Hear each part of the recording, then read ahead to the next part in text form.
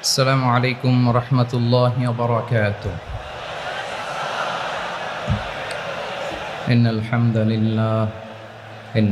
لله نحمده ونستعينه ونستغفره ونؤمن به ونتوكل عليه ونعوذ بالله من شرور أنفسنا ومن سيئات أعمالنا. من يهده الله فلا مضل له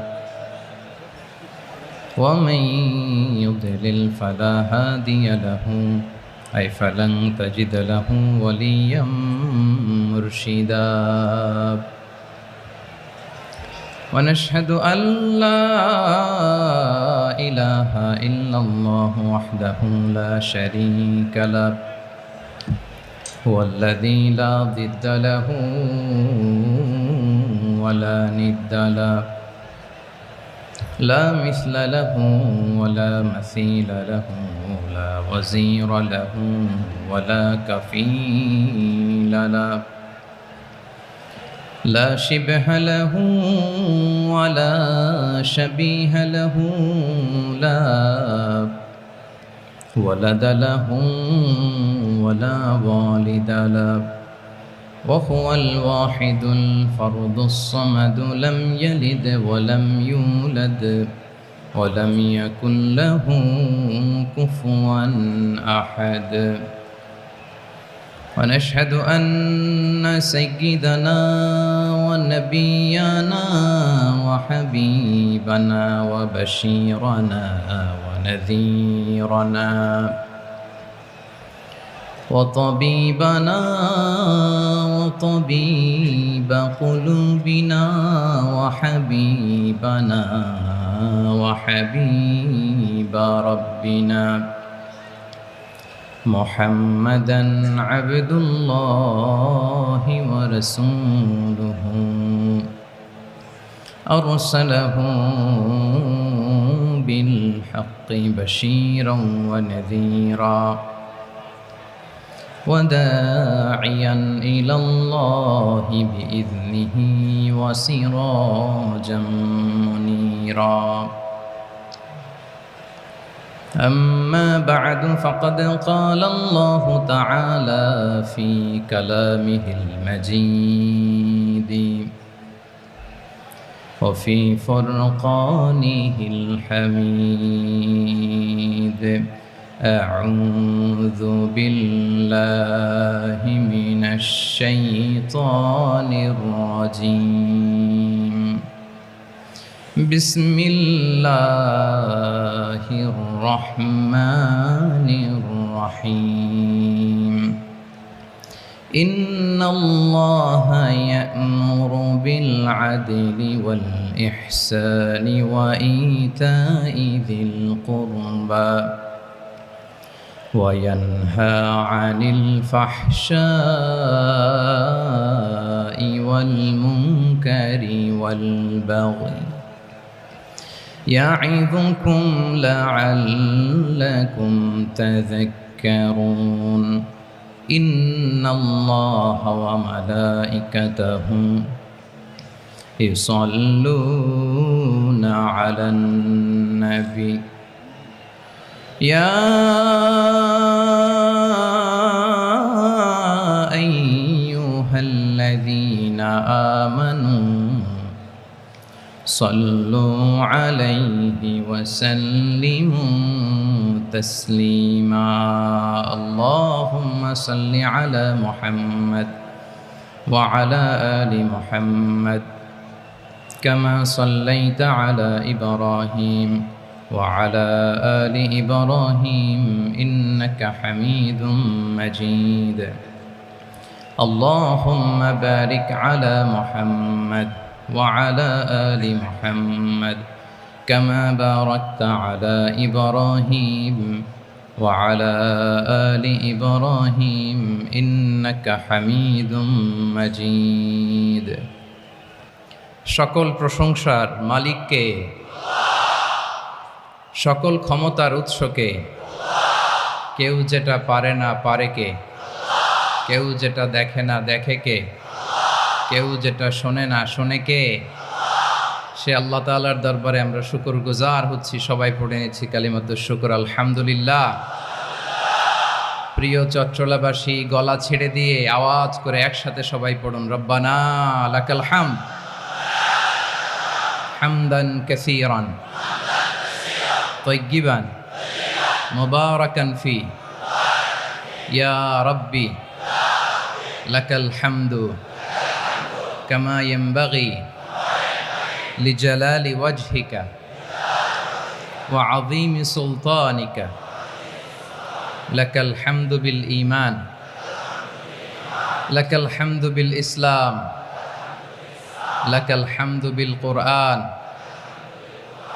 আল্লাহ রাব্বুল ইজ্জা ওয়াল জালালের দরবারে শুকরিয়া জ্ঞাপনের পাশাপাশি আমি আজকের এই ঐতিহাসিক চট্টগ্রামের প্যারেড ময়দানে আয়োজিত 5 দিনব্যাপী তাফসিরুল কোরআন মাহফিলের যারা সম্মানিত আয়োজকবৃন্দ, ইসলামী সমাজ কল্যাণ পরিষদ চট্টগ্রামকে অন্তরের অন্তঃস্থল থেকে ধন্যবাদ এবং মোবারকবাদ জানাতে চাই, যারা দীর্ঘ কয়েক মাস ব্যাপী অনেক কষ্ট করে, অনেক ডিজাইন করে, অনেক প্ল্যান প্রোগ্রাম করে এরকম চমৎকার একটি কোরআনের বাগানকে সাজিয়েছে। আজকের এই প্রোগ্রামের সম্মানিত সভাপতি, প্রধান অতিথি, বিশেষ অতিথি, মঞ্চে উপবিষ্ট উলামায়ে কেরাম, কমিউনিটি লিডার্স, চট্টগ্রামের বিভিন্ন পর্যায়ের বিভিন্ন দলের সামাজিক, ধর্মীয়, রাজনৈতিক নেতৃবৃন্দ, ব্যবসায়ী ভাইয়েরা, চাকরিজীবী ভাইয়েরা, শ্রমজীবী ভাইয়েরা, ছাত্র ভাইয়েরা, পর্দার আড়ালে আমার মায়েরা এবং বোনেরা, সাংবাদিক বন্ধুরা, মিডিয়া কর্মী, ইউটিউবার্স, ভলান্টিয়ার্স, আপনাদের সবাইকে অন্তরের অন্তঃস্থল থেকে শুভেচ্ছা জানাই, মোবারকবাদ জানাই। আপনারা সবাই কেমন আছেন? সবাই ভালো আছেন? সুস্থ আছেন? দোয়া করি আল্লাহ তাআলা আপনাদের সবাইকে ভালো রাখুন, সুস্থ রাখুন, নিরাপদে রাখুন। আমরা সবাই পড়ি আমিন। সম্মানিত সুধী, হযরতুল আল্লাম শহীদ মরহুম আল্লামা দেলওয়ার হোসেন সাঈদী রহিমাহুল্লাহ, ওনার স্মৃতি বিজড়িত আজকের এই ঐতিহাসিক প্যারেড ময়দানের তাফসিরুল কোরআনের প্রোগ্রামে সব আছে। স্টেজ আছে, শ্রোতা আছে, প্যান্ডেল আছে, মিডিয়া কাভারেজ আছে, কিন্তু আমাদের কলিজার টুকরাটা আমাদের মাঝে নাই। আজকের এই প্রোগ্রামে আলোচক হয়ে এই চেয়ারে আমি না বসে ওই শ্রোতাদের কাতারে বসে যদি আমাদের আল্লামার নুরানি চেহারার দিকে তাকিয়ে ওয়াজ শুনতে পারতাম, আমাদের হৃদয়টা ঠান্ডা হয়ে যেত, আমাদের তৃষ্ণার্ত হৃদয় শান্ত হতো। সব আজকে আছে, কি যেন নাই, ঠিক কিনা বলেন? আল্লাহ তাআলা প্রতি 100 বছরে একজন মুজাদ্দিদ পাঠায়, প্রতি 100 বছরে একজন মুজাদ্দিদ, যিনি সমাজকে সংস্কার করেন। আল্লামা দেলওয়ার হোসেন সাঈদী রহিমাহুল্লাহ ছিলেন তেমন একজন মুজাদ্দিদ। চিৎকার করে বলেন ঠিক কিনা? উনি শিরক বিদআতের আস্তানাকে তছনছ করে দিয়েছেন, তাওহীদের বাণীকে সমুন্নত করেছেন, গণমানুষের কাছে তাফসিরুল কোরআনকে জনপ্রিয় করেছেন। আজীবন আজীবন তিনি ইসলামকে বিজয়ী শক্তি হিসেবে দেখার স্বপ্ন দেখতেন। এত প্রাঞ্জল ভাষা, এত চমৎকার আধুনিক প্রেজেন্টেশন, গণমানুষের কাছে কোরআনের তাফসিরকে এভাবে জনপ্রিয় করে তোলার মতো ব্যক্তিত্ব আল্লামা সাঈদী ছাড়া দ্বিতীয় কেউ এই বাংলার ভূখণ্ডে নাই। এই যে তাফসিরুল কোরআন, এই যে টার্মিনোলজি, এই টার্মটাই উনি আসলে জনপ্রিয় করেছেন। আমরা আগে জানতাম না যে এভাবে তাফসির করা যায়, এভাবে scientific indications of the Holi কোরআনকে মানুষের কাছে পেশ করা যায়, এভাবে এত জীবন ঘনিষ্ঠ করে, এত ইন্টারেক্টিভ করে কোরআনের কথাগুলো মানুষের কাছে উপস্থাপন করা যায়। উনি অন্যায়ের বিরুদ্ধে সবসময় সোচ্চার ছিলেন, প্রতিবাদী কণ্ঠস্বর ছিলেন। ওনার আলোচনা শুনলে দেহের রক্ত টকবক করে ফুটতে থাকতো। আল্লাহু আকবার, আল্লাহু আকবার, আল্লাহু আকবার। He was a strong mouthpiece of Islamic revivalism. Islamic জাগরণের স্ট্রং মাউথপিস ছিলেন আল্লামা সাঈদী রাহিমাহুল্লাহ। অনেক দোয়া পেয়েছেন, আমরা পড়েছি, এমন জীবন তুমি করিবে গঠন, মরণে হাসিবে তুমি, কাঁদিবে ভুবন। গোটা বিশ্বকে তিনি কাঁদিয়েছেন। আল্লামা যখন ইন্তেকাল করলেন, আমি তখন মালয়েশিয়া থেকে যুক্তরাষ্ট্রে একটা কনফারেন্সে যোগ দিতে যাচ্ছি, কাতার এয়ারলাইন্সে। মালয়েশিয়া থেকে দোহাতে নামলাম। দোহায় যখন আমার ট্রানজিট, তখন শুনতে পেলাম যে আল্লামা বিদায় নিয়েছেন। সোশ্যাল মিডিয়ায় শুনে বিশ্বাস করতে পারলাম না। মুহূর্তের মধ্যেই মাসুদ সাইদি ভাইকে মেসেজ করলাম, উনি কোনো উত্তর দিতে পারলেন না। মাসুদ ভাইয়ের সাথে যখন কোলাকুলি করি, আমাদের শামীম ভাইয়ের সাথে যখন কোলাকুলি করি, মনে হচ্ছে আল্লামা সাইদির ঘ্রাণ পাই। শরীরটা লিটারালি কাঁপছিল, নিজেকে মানাতে পারছিলাম না, বিশ্বাস করতে পারছিলাম যে আসলে আল্লামা বিদায় নিয়েছেন। ইন দ্য মিন টাইম আমার সেকেন্ড ফ্লাইট, দোহা টু নিউ ইয়র্ক, 12 ঘন্টার ফ্লাইটে উঠলাম। ইন্টারনেট থেকে বিচ্ছিন্ন হলাম। নামার পরে শুনলাম আল্লাহু আকবার, যেখানে ওনাকে কবরস্থ করার কথা ছিল সেখানেও কবর দিতে দেয়া হয় নাই। ছবিগুলো দেখতে লাগলাম, হাসিমাখা মুখ, হাসিমাখা নিথর দেহটা, মরণে হাসিবে তুমি, কাঁদিবে ভুবন। From east to west, from north to south, the entire globe, গোটা বিশ্ব ওনার জন্য কেঁদেছে। গোটা বিশ্ব কেঁদেছে, কাবার গিলাফ ধরে ধরে মানুষ চিৎকার করেছে। এর চেয়ে শ্রেষ্ঠ মৃত্যুকার হতে পারে? আমাদের আল্লামার আর কি পাওয়ার ছিল বলেন? আর কি পাওয়ার ছিল? কুল্লু নাফসিন যায়িকাতুল মাউত, যারাই দুনিয়াতে আসবে তারা ইন্তেকাল করবে, এটা আমরা মেনে নেই, এটা আমরা জানি। কিন্তু অবাক করা বিষয় হচ্ছে আমরা আজও জানি না আমাদের আল্লামার মৃত্যু কি স্বাভাবিক হয়েছে নাকি এটা পরিকল্পিত মেডিকেল কিলিং ছিল। এটা যে পরিকল্পিত মেডিকেল কিলিং ছিল, এটা ধারণা করার পেছনে অনেক কারণ আছে। তিনি আধিপত্যবাদের বিরুদ্ধে সোচ্চার ছিলেন, ফ্যাসিবাদের বিরুদ্ধে সোচ্চার ছিলেন, রাজনৈতিক প্রতিহিংসার শিকার ছিলেন। এজন্য এটা মেডিকেল কিলিং হতে পারে এ ধারণা আমরা করতেই পারি। আওয়াজ করে বলেন ঠিক কিনা? যেই সময়টা আমরা কাটাচ্ছি, এত সুন্দর সময় বাংলাদেশ আর পাবে না। আমাদের জন্মের পর থেকে এরকম চমৎকার সময় আমরা পাই নাই। এটাই আসল সময়। আমরা ইন্টারিম গভর্নমেন্টের কাছে দাবি জানাই, উচ্চতর তদন্ত কমিটি করে এটা কি হত্যাকাণ্ড ছিল নাকি স্বাভাবিক মৃত্যু ছিল, এই রিপোর্ট গণমানুষের কাছে প্রচার করে জানাতে হবে। এই দাবির সাথে কি সবাই আপনারা একমত? কারা কারা একমত হাত তুলে দেখান।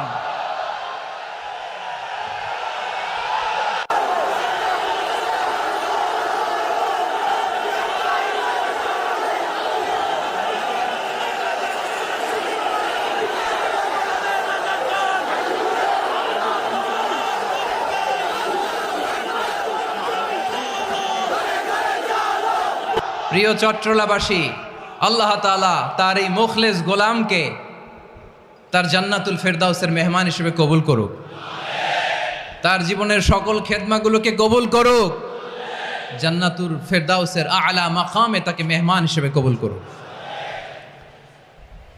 আল্লামা শহীদ দেলোয়ার হোসেন সাঈদ রাহিমাহুল্লাহ, উনি ছাড়াও এই ঐতিহাসিক ময়দানে কথা বলেছেন আল্লামা লুৎফুর রহমান রাহিমাহুল্লাহ। চলে গিয়েছেন আমাদেরকে ছেড়ে। তিনি বলতেন, ইনশাল্লাহ মিজান আবার আসবে। হুজুর আমি তো আসলাম, আপনি তো আমাদেরকে ছেড়ে চলে গেলেন। আল্লাহু আকবার, আল্লাহু আকবার, আল্লাহু আকবার। গলায় কোনো সুর ছিল না, সুর দিয়ে কথা বলতেন না, কিন্তু এত চমৎকার শব্দের বুনন, এত চমৎকার প্রেজেন্টেশন, এত চমৎকারভাবে ঐতিহাসিক বর্ণনাগুলো তিনি উপস্থাপন করতেন। মন্ত্রমুগ্ধ হয়ে আমরা আল্লামা লুৎফুর রহমানের কথা শুনেছি। আমরা হযরতুল আল্লাম লুৎফুর রহমান রাহিমাহুল্লাহর জন্য এই বিশাল ময়দান থেকে দোয়া করছি, আল্লাহ তাআলা তুমি তোমার এই খাদেমকে জান্নাতের মেহমান হিসেবে কবুল করে নাও। আরো অনেক আল্লামারা এখানে কথা বলেছেন, বিশেষ করে বাইতুল শরফের মরহুম পীর সাহেব হুজুর থেকে শুরু করে আরো যারা যারা তারকাতুল্য ওলামায়ে কেরাম এই চট্টগ্রামের ময়দানে কথা বলেছেন, আলো ছড়িয়েছেন। আমরা এই লক্ষ লক্ষ তাওহীদি জনতাকে নিয়ে তাদের জন্য দোয়া করছি, আল্লাহ তাআলা ওনাদের জীবনের সকল ভুল ত্রুটি ক্ষমা করে দিয়ে তাদেরকে জান্নাতুল ফেরদাউসের মেহমান বানিয়ে নিক। আমরা এই ঐতিহাসিক প্যারেড ময়দানের প্রোগ্রাম থেকে স্মরণ করতে চাই 24-এর ছাত্র নাগরিক অভ্যুত্থানে আমার যে সমস্ত ছাত্র নাগরিক ভাইয়েরা দেহের তাজা রক্ত বিলি দিয়ে নতুন বাংলাদেশ আমাদেরকে উপহার দিয়েছে। বিশেষ করে আপনাদের এই চট্টগ্রামের শহীদ ফয়সাল, শহীদ ওয়াসিম সহ সকল শহীদকে আল্লাহ তাআলা কবুল করুক, আমরা সবাই পড়ি আমিন। প্রিয় ভাইয়েরা, আমি নগণ্য একজন কোরআনের ছাত্র, এত বিশাল মঞ্চে এত বড় প্ল্যাটফর্মে কথা বলা আমার জন্য সাজে না। তারপরও আমাদের মুরব্বীরা আমাদের ডানে বায়ে বসে আছেন, ওনাদের আদেশক্রমে ওনাদের অনুমতিক্রমে কিছু কথা আজকের এই ঐতিহাসিক প্রোগ্রামে আপনাদের সামনে উপস্থাপন করার চেষ্টা করব। ওমা তৌফিক ইল্লা বিল্লাহ। প্রিয় ভাইয়েরা, 5 দিন ব্যাপী এই তাফসিরুল কোরআনের প্রোগ্রামে অনেক ওলামা হযরত কথা বলেছেন। যারা কোরআন সুন্নাহ থেকে আমাদেরকে কোরআনের কথাগুলো শোনালেন, আমরা যেন সেগুলো আমল করতে পারি, আল্লাহ আমাদেরকে তৌফিক দান করুক। শুরুতে আমাদের নিয়তটাকে খালেস করে নেওয়া দরকার। এই যে গ্যাদারিং, এই যে হিউজ শোডাউন, এগুলো যদি আমাদের নিজেদেরকে পরিবর্তন না করে তাহলে এতে কোনো লাভ নাই। জোরে বলেন ঠিক কিনা? এই প্রোগ্রাম যদি আমাদের জীবনকে পরিবর্তন করে, আমাদের চিন্তার ডিএনএকে চেঞ্জ করে দেয়, তাহলেই চট্টগ্রামের প্যারেড ময়দান সার্থক। আসুন আমরা চিন্তাকে খালেস করে নেই। আমরা সবাই নিয়ত করি যে যতটুকু কথা আমরা কোরআনের আলোকে শুনবো, আমলের নিয়তে শুনবো ইনশাআল্লাহ। বলেন সবাই। আপনারা সবাই ঠিকঠাক আছেন তো? কখন আসছেন আপনারা? সবাই আসছেন কখন? সকালে, কেউ দুপুরে, 9টায়? আল্লাহ আল্লাহ আল্লাহ। দুপুরের খাবার খাওয়ার সুযোগ হয়েছিল? খান নাই? রোজা রাখছেন? আহা, আমি কি দিয়ে বিদায় দেব আমার এই ভাইগুলোরে? আল্লাহ তুমি আমার ভাইগুলোরে কবুল করো। ইসলামের পক্ষের এই গণজোয়ারকে আগামীর বাংলাদেশের ইসলামের জন্য তুমি কবুল করো। যেই ভালোবাসা ইসলামের জন্য হয়, যেই গণজোয়ার কোরআনের জন্য হয়, পৃথিবীর কোনো শক্তি দিয়ে সেটাকে আটকানো যায় না। জোরে বলেন ঠিক কিনা? এজন্য গ্রাজুয়ালি, সিস্টেম্যাটিক্যালি, মেথোডোলজিক্যালি আমাদেরকে আগাতে হবে, শুধু আবেগ দিয়ে নয়। বিবেকেরও দরকার আছে না নাই? প্রিয় ভাইয়েরা, আসুন, আমাদের কথা অনেক বেশি, সময় অনেক কম, আমরা আর কাল বিলম্ব না করে মহাবিশ্বয় মহাগ্রন্থ আল কুরআন আল কারীম থেকে কিছু কথা শুনি। আমি যেই টপিকটা নিয়ে আজকের ঐতিহাসিক চট্টগ্রামের প্যারেড ময়দানের তাফসিরুল কোরআন প্রোগ্রামে আলোচনা করব, সেটা হচ্ছে সূরাতু আন-নাহলের 90 নম্বর আয়াত নিয়ে কিছু কথা আমরা উপস্থাপন করবার চেষ্টা করব ইনশাআল্লাহ। আমার খুতবার শুরুতেই আপনারা মোটামুটি আন্দাজ করে ফেলেছেন যে আমি কি নিয়ে আলোচনা করব, কারণ যে আয়াতটি আমি তেলাওয়াত করেছি এই আয়াতটি প্রায়শই এই ভূখণ্ডে, এই বাংলাদেশে জুমার দিনে খতিব সাহেবরা দ্বিতীয় খুতবার শেষের দিকে পড়ে না? কি কমন পড়ছে? ইন্নাল্লাহা ইয়া'মুরু বিল আদলি ওয়াল ইহসান ওয়া ইতা'i যিল কুরবা ওয়া ইয়ানহা আনিল ফাহশাই ওয়াল মুনকারি ওয়াল বাগি ইয়া'iদুকুম লাআল্লাকুম তাযাক্কারুন। মুখস্থ আছে না সবার? আসুন আমরা এই আয়াতের সরল অর্থ, এর মর্মবাণী, এর সংক্ষিপ্ত তাফসীর সবাই মিলে আজকের এই প্রোগ্রাম থেকে উদ্ধার করার চেষ্টা করি। আপনারা মনোযোগী আছেন তো? ইনশাআল্লাহ। এই আয়াতটা অনেক কম্প্রিহেন্সিভ একটা আয়াত। সাইয়েদনা আব্দুল্লাহ ইবনে মাসউদ রাদিয়াল্লাহু তাআলা আনহু উনি বলেছেন, ইন্নাহা মিন আজমাই আয়াতিল কুরআন। এটা কোরআনের সবচেয়ে জামে মানে আয়াত। যদিও ছোট্ট আয়াত, অল্প কিছু কথামালা, কিন্তু তিনি বলতেন এটা কোরআনের সবচাইতে জামে মানে সবচেয়ে কম্প্রিহেন্সিভ একটা আয়াত, যেখানে কথা কম, শব্দ কম, কিন্তু এটার দোতনা, এটার আবেদন, এটার মিনিং অনেক বেশি। সুবহানাল্লাহ। এই আয়াতে আল্লাহ তাআলা বেসিকলি আমাদেরকে 3টা বিষয়ে আদেশ করেছেন আর 3টা বিষয়ে বারণ করেছেন, মানে নিষেধ করেছেন। আওয়াজ করে বলুন, আদেশ করেছেন কয়টা? প্রিয় চট্টলার ভাইয়েরা, আমার মতো এই যে 3 আঙ্গুল উঁচু করে বলেন, আদেশ করেছেন কয়টা? আবার নিষেধও কয়টা? মানবো তো আমরা ইনশাআল্লাহ? বলেন সবাই। 3 do's and 3 don'ts, do's and don'ts। 3টা আদেশ, 3টা নিষেধ। এই 3টা আদেশ আর 3টা নিষেধের ভেতরে আল্লাহ তাআলা গোটা ইসলামী শরিয়ার মূল নির্যাসকে ঢুকিয়ে দিয়েছেন। সুবহানাল্লাহ। এই ছোট্ট একটা আয়াতে গোটা ইসলামী শরিয়ার, the gist, the cream of the creams, গোটা ইসলামী শরিয়ার মূল নির্যাসকে আল্লাহ ঢুকিয়ে দিয়েছেন। 3টা আদেশ আর 3টা নিষেধ। আসুন আমরা সরাসরি কোরআন থেকে শুনি, সবাই পড়ুন। আউযু বিল্লাহি মিনাশ শাইতানির রাজীম। বিসমিল্লাহির রহমানির রহিম ইন্নাল্লাহা ইয়া'মুরু বিল আদলি ওয়াল ইহসানি ওয়া ইতা'i যিল কুরবা وينهى عن الفحشاء والمنكر والبغي يعظكم لعلكم تذكرون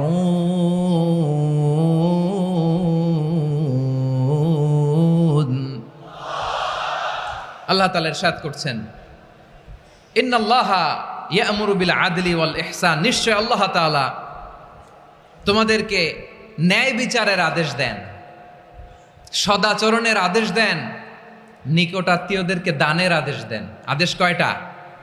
আওয়াজ করে সবাই বলুন তো কয়টা? নিশ্চয় আল্লাহ তাআলা তোমাদেরকে ন্যায় বিচারের আদেশ দেন, সদাচরণের আদেশ দেন, তিনি তোমাদের নিকটাত্মীয়দেরকে দানের আদেশ দেন, আর তিনি তোমাদেরকে অশ্লীলতা থেকে নিষেধ করেন, মন্দ কাজ থেকে নিষেধ করেন, অবাধ্যতা সীমালঙ্ঘন থেকে নিষেধ করেন। তিনি তোমাদেরকে উপদেশ দেন যাতে তোমরা শিক্ষা গ্রহণ করো। সুবহানাল্লাহ। উপদেশ দিচ্ছে স্বয়ংকে, তিনটা জিনিসের আদেশ। ইয়া'মুরু বিল আদল,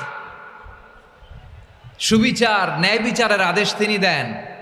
ইহসানের আদেশ দেন যাতে আমরা ইহসান করি, একে অপরের প্রতি সুবিচার করি, মহানুভবতা দেখায়, অনুগ্রহ দেখায়, আর নিকট আত্মীয়দেরকে যেন আমরা দান করি। এই তিনটা আদেশ তিনি দিয়েছেন। আর কোন তিনটা জিনিস থেকে তিনি বারণ করেছেন? অশ্লীলতা, ফাহশা, মুনকার, মানে সব মন্দ আর অসৎ কাজ, এগুলো থেকে তিনি আমাদেরকে বারণ করেন। ওয়াল বাগি, অবাধ্যতা, সীমা লঙ্ঘন, এই তিনটা কাজ থেকে তিনি আমাদেরকে বারণ করেন। তিনি আমাদেরকে উপদেশ দেন, স্বয়ং আল্লাহ তাআলা আমাদেরকে উপদেশ দেন যাতে করে আমরা শিক্ষা গ্রহণ করি। সুবহানাল্লাহ পড়ে। তাহলে আসুন আমরা ধরে ধরে একটা একটা করে সামনের দিকে আগাই। আল্লাহ তাআলা প্রথমে আমাদেরকে আদেশ দিয়েছেন আদালের। ইন্নাল্লাহা ইয়া'মুরু বিল আদল, আওয়াজ করে বলুন আল আদাল। সবাই পড়ুন আল আদাল। আমরা উর্দু জানি, হিন্দি জানি, অনেকে ইংরেজিও জানি, কিন্তু আরবি শব্দগুলো আমাদের মুখ দিয়ে বেরোতে চায় না। আওয়াজ করে বলুন আল আদাল। মাশাআল্লাহ। ইন্নাল্লাহা ইয়া'মুরু বিল আদল, আল্লাহ তাআলা আমাদেরকে আদলের আদেশ দেন। আদল অনেকে না বুঝলেও আদালত শব্দটা বুঝবেন। আদালত, আদালত, আদালত বুঝেন না? যেখানে বিচার কার্যের ফয়সালা করা হয়, কোর্ট কাচারি আদালত, এটা তো ভেরি কমন। এটা শুনছেন না সবাই? আদালত, যেখানে ন্যায় বিচার হবে, সুশাসন হবে। কিন্তু ভাগ্যের কি নির্মম পরিহাস, ওখান থেকে মিথ্যা সাক্ষী দিয়ে মনমতো রায় দিয়ে দেয়া হয়। এগুলোর পরিবর্তন হওয়ার দরকার আছে না নাই? প্রিয় ভাইয়েরা, আদালত, আল আদল, ইংরেজিতে বলে জাস্টিস, ন্যায় বিচার, সুবিচার, সুশাসন, জাস্টিস, আল আদল, সব জায়গায় এই জাস্টিস থাকা দরকার। Justice should be prevailed in the society. The mission of all prophet was to uphold the justice. সব নবীর মিশন ছিল এই জাস্টিসকে, আদালকে, সুশাসন আর সুবিচারকে নিশ্চিত করা। পড়েন সুবহানাল্লাহ। And the core message of every divine scripture was to uphold justice. পৃথিবীর সব আসমানি কিতাবের মূল শিক্ষা ছিল এই জাস্টিসকে সমাজে এনশিওর করা, সুবিচার, সুশাসনকে এনশিওর করা। তাহলে প্রিয় ভাইরা, আমরা বুঝতে পারলাম আল আদল শব্দের মানে হচ্ছে ইনসাফ বা সুবিচার বা ন্যায় বিচার। এটা হচ্ছে একটা general meaning, very general meaning. আপনি যদি ইন ডেপথ বুঝতে চান, আরো ভেতরে যান, তাহলে আদল মানে হচ্ছে সমন্বয়, আদল মানে হচ্ছে ভারসাম্য, ব্যালেন্স। আদল মানে হচ্ছে মধ্যম পন্থা। সুবহানাল্লাহ পড়েন। কারণ সব সময় সমান সমান হইলেই সুবিচার হয় না। কথা কি বুঝতেছেন? ইসলামের দ্য কনসেপ্ট অফ আদল, এটা এমন আদল, এটা সব সময় সমান সমান নয়। যখন সমান সমান দেয়া দরকার, ইসলাম সমান সমান দেয়। যখন ব্যালেন্স করা দরকার, চেক এন্ড ব্যালেন্স, সমন্বয়, ভারসাম্য করা দরকার, তখন ইসলাম ভারসাম্য করে দেয়। এটার নাম আদল। সুবহানাল্লাহ। সহজ করে আপনাদেরকে বুঝাই। যেমন ধরুন, একটা পরিবারের 3 জন সদস্য, স্বামী, স্ত্রী আর সন্তান, তাদের সকালবেলার ব্রেকফাস্টে স্বামীর সকালের নাস্তায় স্বামীর 3টা রুটি লাগে, স্ত্রীর 2টা লাগে, আর সন্তানের 1টা রুটি লাগে। এখন আমি যদি সমান সমান করে আদল করতে চাই, সবাইকে যদি 3টা করে রুটি দেই, তাহলে স্বামী বেচারার জন্য ঠিক আছে, কি বলেন? কথা কি বুঝতেছেন না কষ্ট হয়ে যাচ্ছে? যদি সমান সমানের নিয়মে আগাই, তাহলে 3টা করে যদি রুটি দেই স্বামীর জন্য ওকে, কিন্তু স্ত্রীর জন্য 1টা বেশি হয়ে যায়। আর সন্তানের জন্য কয়টা বেশি হয়? আচ্ছা, এই তো বুঝতেছেন, মাশাআল্লাহ। আচ্ছা, 2টা করে যদি সবাই রে দেয় সমান সমান নীতিতে, তাহলে স্ত্রীর জন্য, স্ত্রী বেচারির জন্য ঠিক আছে, কিন্তু স্বামীর কয়টা কম পড়ে? আর সন্তানের বেশি হয়ে যায় কয়টা? আচ্ছা, সমান সমান নীতিতে সবাইকে যদি সকালের নাস্তার জন্য 1টা করে রুটি দেই, সন্তানের জন্য ঠিক আছে, কিন্তু স্ত্রী বেচারির কম পড়ে কয়টা? স্বামীর কম পড়ে কয়টা? 2টা। কথা কি বুঝতেছেন? আর আমি যদি স্বামীকে দেই 3টা, স্ত্রীকে দেই 2টা, আর সন্তানকে দেই 1টা, তাহলে কারো অপচয় হবে না। যার যতটুকু দরকার ঠিক ততটুকুই কাজে লাগবে। চিল্লায় বলেন ঠিক কিনা? এটাই হচ্ছে ইসলামের আদল, যেখানে যার যতটুকু দরকার তাকে সেখানে ঠিক ততটুকু দিয়ে দেওয়ার নামই হচ্ছে আদল। চিল্লায় পড়েন আল্লাহু আকবার। রব্বুল আলামিন বলেন, ইউসিকুমুল্লাহু ফি আওলাদিকুম লিযযাকারি মিসলু হাযযিল উনসায়াইন। আল্লাহ তোমাদেরকে ওসিয়ত করেন, তোমাদেরকে আদেশ দেন, উত্তরাধিকার সম্পদ যখন বন্টন হবে, ছেলেরা যতটুকু পাবে, মেয়ে পাবে তার অর্ধেক। সুবহানাল্লাহ বলেন। দেখেন, ছেলে যদ্দূর, মেয়ে অর্ধেক, ছেলে ডবল পাবে। আপাত দৃষ্টিতে মনে হয় এখানে অবিচার হয়েছে, কিন্তু আসলে কি অবিচার হয়েছে? আপনি বিয়ের ক্ষেত্রে যান, ওইখানে আবার ছেলে মোহরানা দেয়, মেয়ে সেখানে মোহরানা পায়। তাহলে চেক এন্ড ব্যালেন্স, ভারসাম্য, ব্যালেন্স, মধ্যম পন্থা এখানে আছে না নাই? এটাই হচ্ছে ইসলামের আদল। আল্লাহ তাআলা এই আদলের আদেশ দিয়েছেন, সুবিচার, ন্যায় বিচার, সুশাসন এবং ভারসাম্যের আদেশ দিয়েছেন। প্রিয় ভাইয়েরা, একটি শান্তিময় সমাজ, একটা সমৃদ্ধ সমাজ, একটা মানবিক সমাজ যদি আমরা পেতে চাই, এই আয়াতের মধ্যে যতগুলো পয়েন্ট আছে সবগুলোর বাস্তবায়ন লাগবে। কথা বুঝতে পেরেছেন? বলেন, আওয়াজ করে বলেন, আমরা একটা শান্তির সমাজ চাই কি চাই না? আমরা একটা সমৃদ্ধ বাংলাদেশ চাই কি চাই না? আমরা একটা মানবিক বাংলাদেশ চাই কি চাই না? এই আয়াতে আল্লাহ তাআলা একটা মানবিক সমাজের রূপরেখা টেনেছেন। তার প্রথম কথা হচ্ছে, ইন্নাল্লাহা ইয়ামুরু বিল আদল। আল্লাহ তাআলা তোমাদেরকে আদলের নির্দেশনা দেয়, সুবিচার, সুশাসনের নির্দেশনা দেয়। যে সমাজে আদল থাকে না, সেই সমাজে জুলুম মানুষের ঘাড়ে চেপে বসে। আদলের বিপরীত হচ্ছে জুলুম। আদলের বিপরীত কি? জুলুম বা জাওর, অত্যাচার, অবিচার, বৈষম্য। এই যে বৈষম্য বিরোধী ছাত্র আন্দোলন কমন পড়ছে? এই যে একজন সমন্বয়ক তো দেখা করলো আমার সাথে। জুলুম মানে হচ্ছে বৈষম্য। বৈষম্যের স্থান ইসলামে নাই, অবিচারের স্থান ইসলামে নাই, জুলুমের স্থান ইসলামে নাই। আল্লাহ তাআলা বলেন যে আমি জুলুমকে নিজের জন্য হারাম করেছি এবং তোমাদের জন্য হারাম করেছি। বিশ্বনবী ফরমান, আল্লাহ তাআলা বলেন হাদিসে কুদসিতে, ইয়া ইবাদি ইন্নী হারামতুয যুলমা আলা নাফসি ওয়া জাআলতুহু বাইনাকুম মুহাররামান ফালা তাযালামু। আমার গোলামেরা শোনো, নিশ্চয় আমি আল্লাহ তাআলা জুলুমকে আমি আমার উপরে হারাম করেছি, অনুরূপভাবে জুলুম করাকে তোমাদের উপরেও হারাম করেছি। ফলে ফালা তাযালামু, তোমরা একে অপরের সাথে জুলুম করো না। নির্দেশনাটা কার? খবরদার, জুলুমের সাথে আমাদের কোনো সম্পর্ক নাই। আল্লাহ তাআলা আদলের আদেশ দিয়েছেন, আদালতের আদেশ দিয়েছেন, সুশাসনের, ন্যায় বিচারের আদেশ দিয়েছেন। ইন্নাল্লাহা ইয়ামুরু বিল আদল। আমাদেরকে আদল প্রতিষ্ঠা করতে হবে। জুলুমের সাথে ইসলামের কোনো সম্পর্ক নাই। আল্লাহ তাআলা জালিমদের জন্য কঠিন শাস্তি প্রস্তুত করে রেখেছেন। যারা এই আদলকে ভুলুণ্ঠিত, কখন রাত কিচ্ছু জানে না, কখন দিন কখন রাত কিছু জানে না, বছরের পর বছর কেটে গিয়েছে। এক্সট্রা জুডিশিয়াল কিলিং এর কোনো হিসাব নাই, বিচার বহির্ভূত হত্যা, এনফোর্স ডিসঅ্যাপিয়ারেন্স, গুম, যেটা সবচাইতে বড় মানবতা বিরোধী অপরাধ। কত মানুষ যে গুম হয়েছে তার কোনো ইয়ত্তা নাই। যেই ফ্যামিলির সদস্য গুম হয়েছে, তারা কি ওই লোকটার জন্য মাগফিরাতের দোয়া করবে? নাকি সুস্বাস্থ্যের দোয়া করবে তারা নিজেরাও জানতো না, কারণ জানে না ও বেঁচে আছে না মরে গেছে। আহা, বিডিআর নওজোয়ানদের যারা ছাড়া পেল দেখলাম বিনা অপরাধে, কোনো অন্যায় ছাড়া অপরাধ ছাড়া তাদের জীবন থেকে, তাদের তারুণ্যের, তাদের যৌবনের 15 বছর 16 বছর 17 বছর নাই, 6 মাস বয়সের ছোট বাচ্চাকে রেখে জেলে গেছে। 6 মাসের মেয়ে বেরোয় দেখে মেয়ের বয়স 17 বছর। মেয়ে বাবারে চিনে না, বাবা মেয়েরে চিনে না। মেয়েকে এখন বিয়ে দিয়ে আরেক ছেলের হাতে তুলে দিবে। মেয়ের শৈশব বাবা দেখে নাই, মেয়ের কৈশোর বাবা দেখে নাই, মেয়ের তারুণ্য দেখে নাই। আরেক যুবককে দেখলাম 14 বছরের 14 দিনের সংসার, 2 সপ্তাহের সংসার শেষে জেলে গেছে। কত যুবকের যে স্ত্রী চলে গিয়েছে ফ্যামিলি ছেড়ে, কারণ জানে না তো কবে আসবে, কি হবে, কেউ জানতো না। দাম্পত্য জীবনের মাত্র 14 দিনের স্মৃতি, এই স্মৃতিকে আঁকড়ে ধরে এক বোন 16টা বছর 17টা বছর কাটিয়ে দিয়েছে। আমি নিউজটা দেখে ভাবলাম, আমার এই বোনের প্রতিটি দিন কিভাবে কেটেছে, প্রতিটি রাত কিভাবে কেটেছে, প্রতিটি ক্ষণ কিভাবে কেটেছে। বিশ্বনবী বলেছেন, ইত্তাকি দাওয়াতাল মাজলুম ফাইন্না লাইসা বাইনাহু ওয়া বাইনাল্লাহি হিজাব।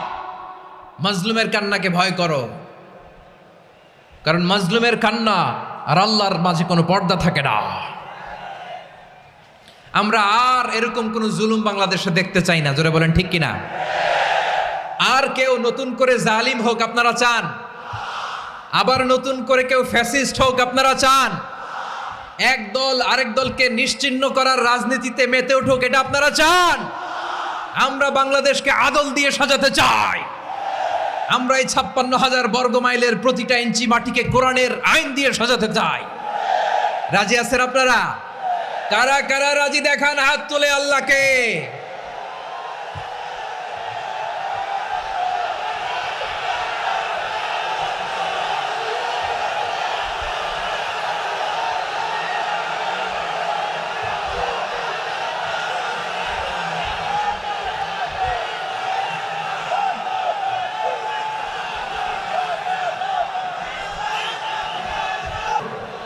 আমার প্রিয় বীর চট্টলার তৌহিদি মুসলমান, আমরা আর নতুন করে কেউ জালিম হোক এটা চাই না, নতুন করে আবার কেউ ফ্যাসিস্ট হোক আমরা চাই না, এক দল আরেক দলকে নিশ্চিহ্ন করার রাজনীতি করুক আমরা চাই না।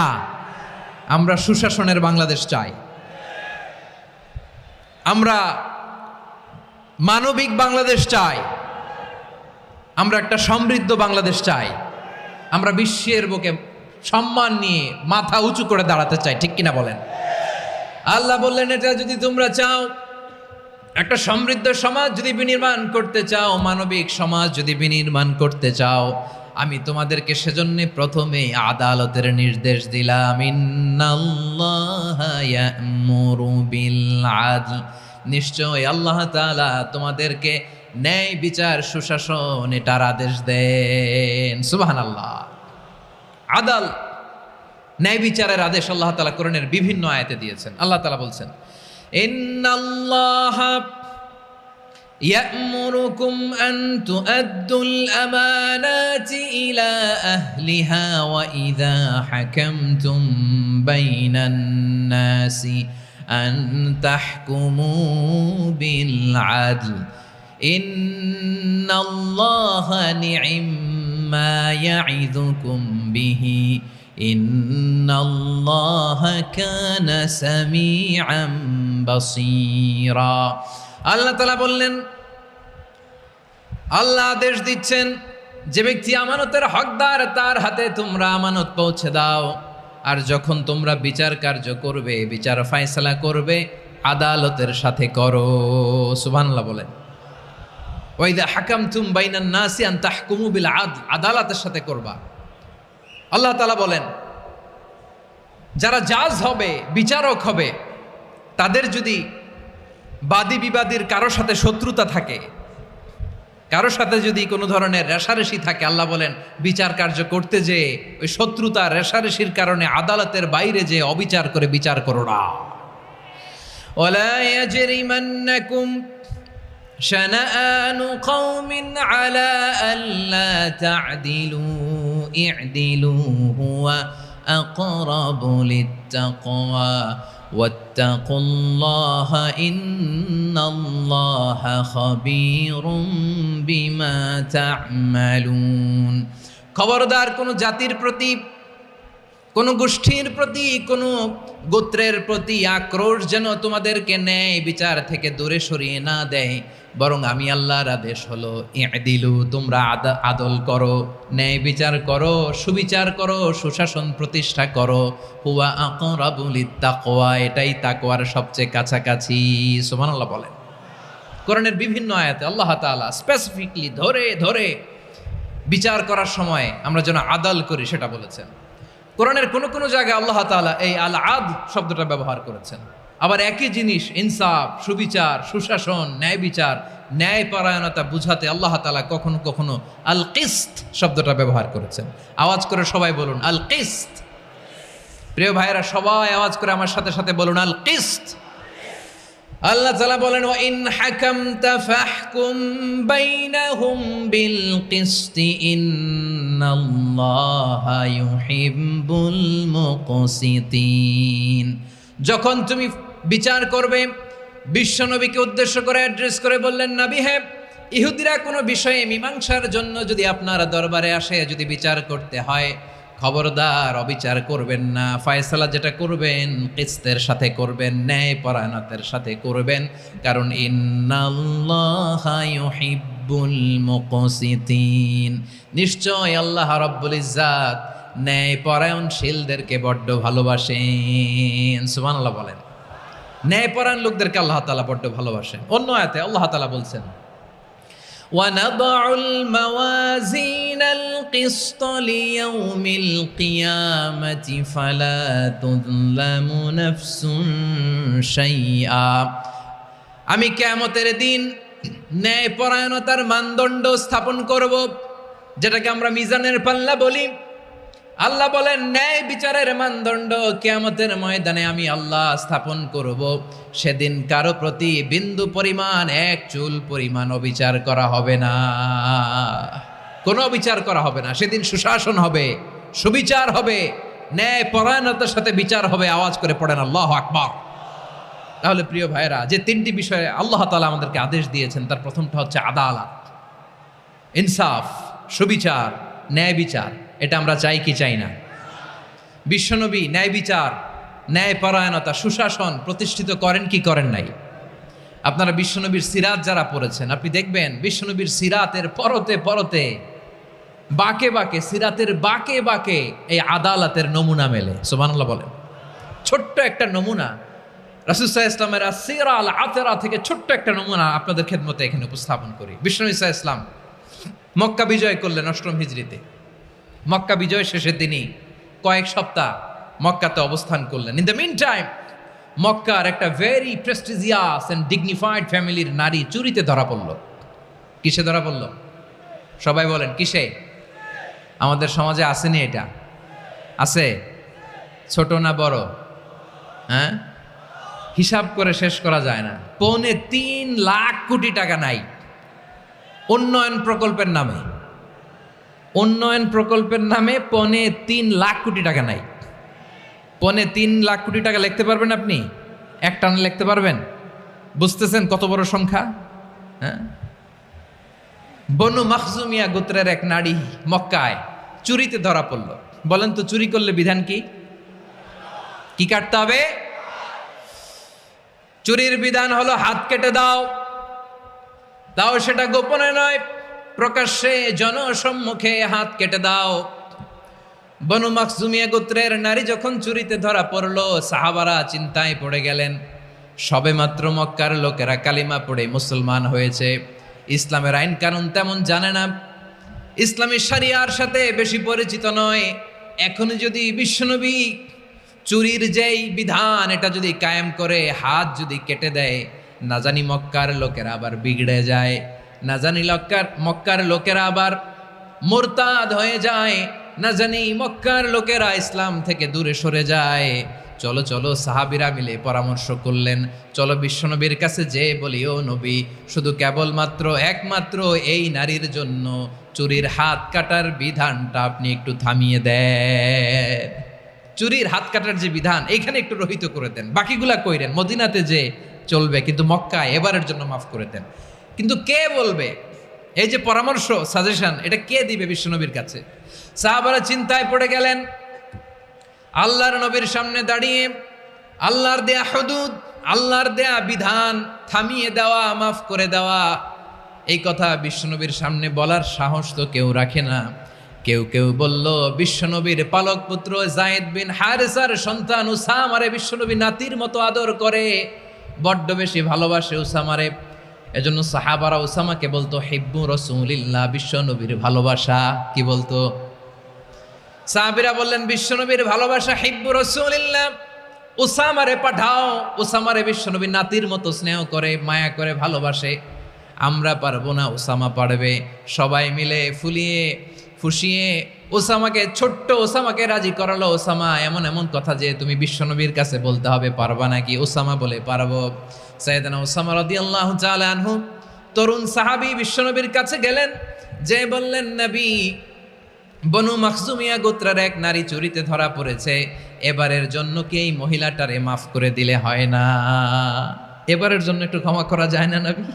বিশ্বনবী বলেন, আতাশফাউ ফি হাদ্দিম মিন হুদুদিল্লাহ, তোমার এত বড় সাহস উসামা, তুমি আল্লাহর হাত, আল্লাহর দেয়া বিধান, এটার ব্যাপারে সুপারিশ করতে এসেছো?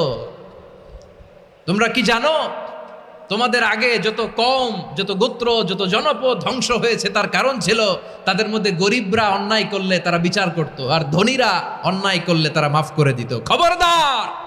ওয়া আইমুল্লাহ লাউ আন্না ফাতিমাতা বিনতি মুহাম্মাদিন সারাকাত লাকাতা মুহাম্মাদুন ইয়াদাহা। বিশ্বনবী বললেন, ওরে ওসামা, বানু মাখজুমিয়ার ওই প্রেস্টিজিয়াস এন্ড ডিগনিফাইড ফ্যামিলির মেয়ে তো দূর কি বাত, অনেক দূরের কথা।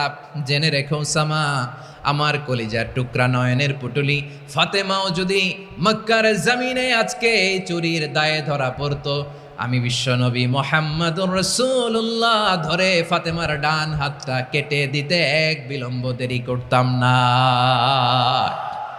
ইন্নাল্লাহা ইয়া'মুরু বিল আদল, আমাদেরকে জাস্টিস শিখায়। পশ্চিমারা আমাদেরকে ইনসাফ শিখায়, আমাদেরকে সুশাসন শিখায়। আর ইনসাফ, সুশাসন, ন্যায় বিচার, সুবিচার, জাস্টিস কারে বলে বিশ্বনবীর বায়োগ্রাফি থেকে জেনে নাও। এই ছিল বিশ্বনবী ইসলামের আদালতের নমুনা। আপনি যদি সাইয়েদনা ওমর ফারুকের জীবনের দিকে তাকান, এমন কঠোর, এমন বীর সেনানী ছিলেন। সাইয়েদনা ওমর ফারুক যদি রাস্তার এই মাথা দিয়ে হাঁটা শুরু করতেন, শয়তান ওমর ফারুককে দেখলে ওই রাস্তা রেখে দিয়ে অন্য রাস্তা দিয়ে হাঁটতো। সুবহানাল্লাহ। ওমর ফারুক রাদিয়াল্লাহু তাআলা আনহু কি পার্সোনালিটি ছিল, কি পার্সোনালিটি! আমাদের এলাকায় ছোট বাচ্চারা রাতে ভাত খেতে চায় না, আমার মেয়েটাও খেতে চায় না। এই এটা দিব, ওইটা দিব, আজকে মাহফিলে আসার সময় বলে দিছে লিস্ট করে এটা এটা আনতে হবে। তো ছোট্ট বাচ্চাদের অনেক বায়না থাকে, ওরা রাতে খেতে চায় না। তো মায়েরা বিভিন্ন ভয় দেখায়, এই বাঘ আসবে, বাঘ আসবে খাও, এই ভূত আসবে, ভূত আসবে খাও। আপনারা কি বলেন চট্টগ্রামে? কি আসবে? হ্যাঁ, ভূত, ভূত, ভূত আসবে, বাঘ আসবে, খাও খাও খাও, তাড়াতাড়ি খাও। তো বাচ্চারা এগুলো শুনে ভয়ে খেতে শুরু করে। মদিনার জমিনেও একই ঘটনা ঘটতো। মদিনার ছোট্ট ছোট্ট সোনামণিরা খেতে চাইতো না। তো মায়েরা বলতো, হা হুয়া ইয়াতি উমর, হা হুয়া ইয়াতি উমর, ওই যে ওমর আসতেছে, উমর। ওমরে ফারুকের কথা শুনলেই বাচ্চারা একেবারে ঠান্ডা। সুবহানাল্লাহ পড়বেন না? প্রভু তুমি বলেছ রাসূল দেবে না, বলনি দেবে না ওমর, বলনি দেবে না হামজা তারিক, খালিদ বিজয় সমর। প্রভু তুমি বলেছ রাসূল দেবে না, বলনি দেবে না ওমর, বলনি দেবে না হামজা তারিক, খালিদ বিজয় সমর। প্রভু তুমি বলেছ রাসূল দেবে না। আল্লাহু আকবার। ওমর ফারুক রাদিয়াল্লাহু তাআলা আনহু, ওনার কথা শুনলে গায়ের মধ্যে গুজবাম হয়, গায়ের পশমগুলো দাঁড়িয়ে যায়। সুবহানাল্লাহ বলেন। কি পার্সোনালিটি ছিল, কি ব্যক্তিত্ব ছিল। মুনাফিকরা ওমরে ফারুককে জমের মতো ভয় পেতেন। শয়তান, খোদ শয়তান এই রাস্তা দিয়ে আসলে শয়তান অন্য রাস্তা দিয়ে হাঁটতো। ওমরে ফারুক রাদিয়াল্লাহু তাআলা আনহুর জীবনে যদি দেখেন, তাহলে সেখানে আপনি আদালতের, ইনসাফের, সুশাসনের, জাস্টিসের নমুনা দেখতে পাবেন। কয়টা শুনবেন?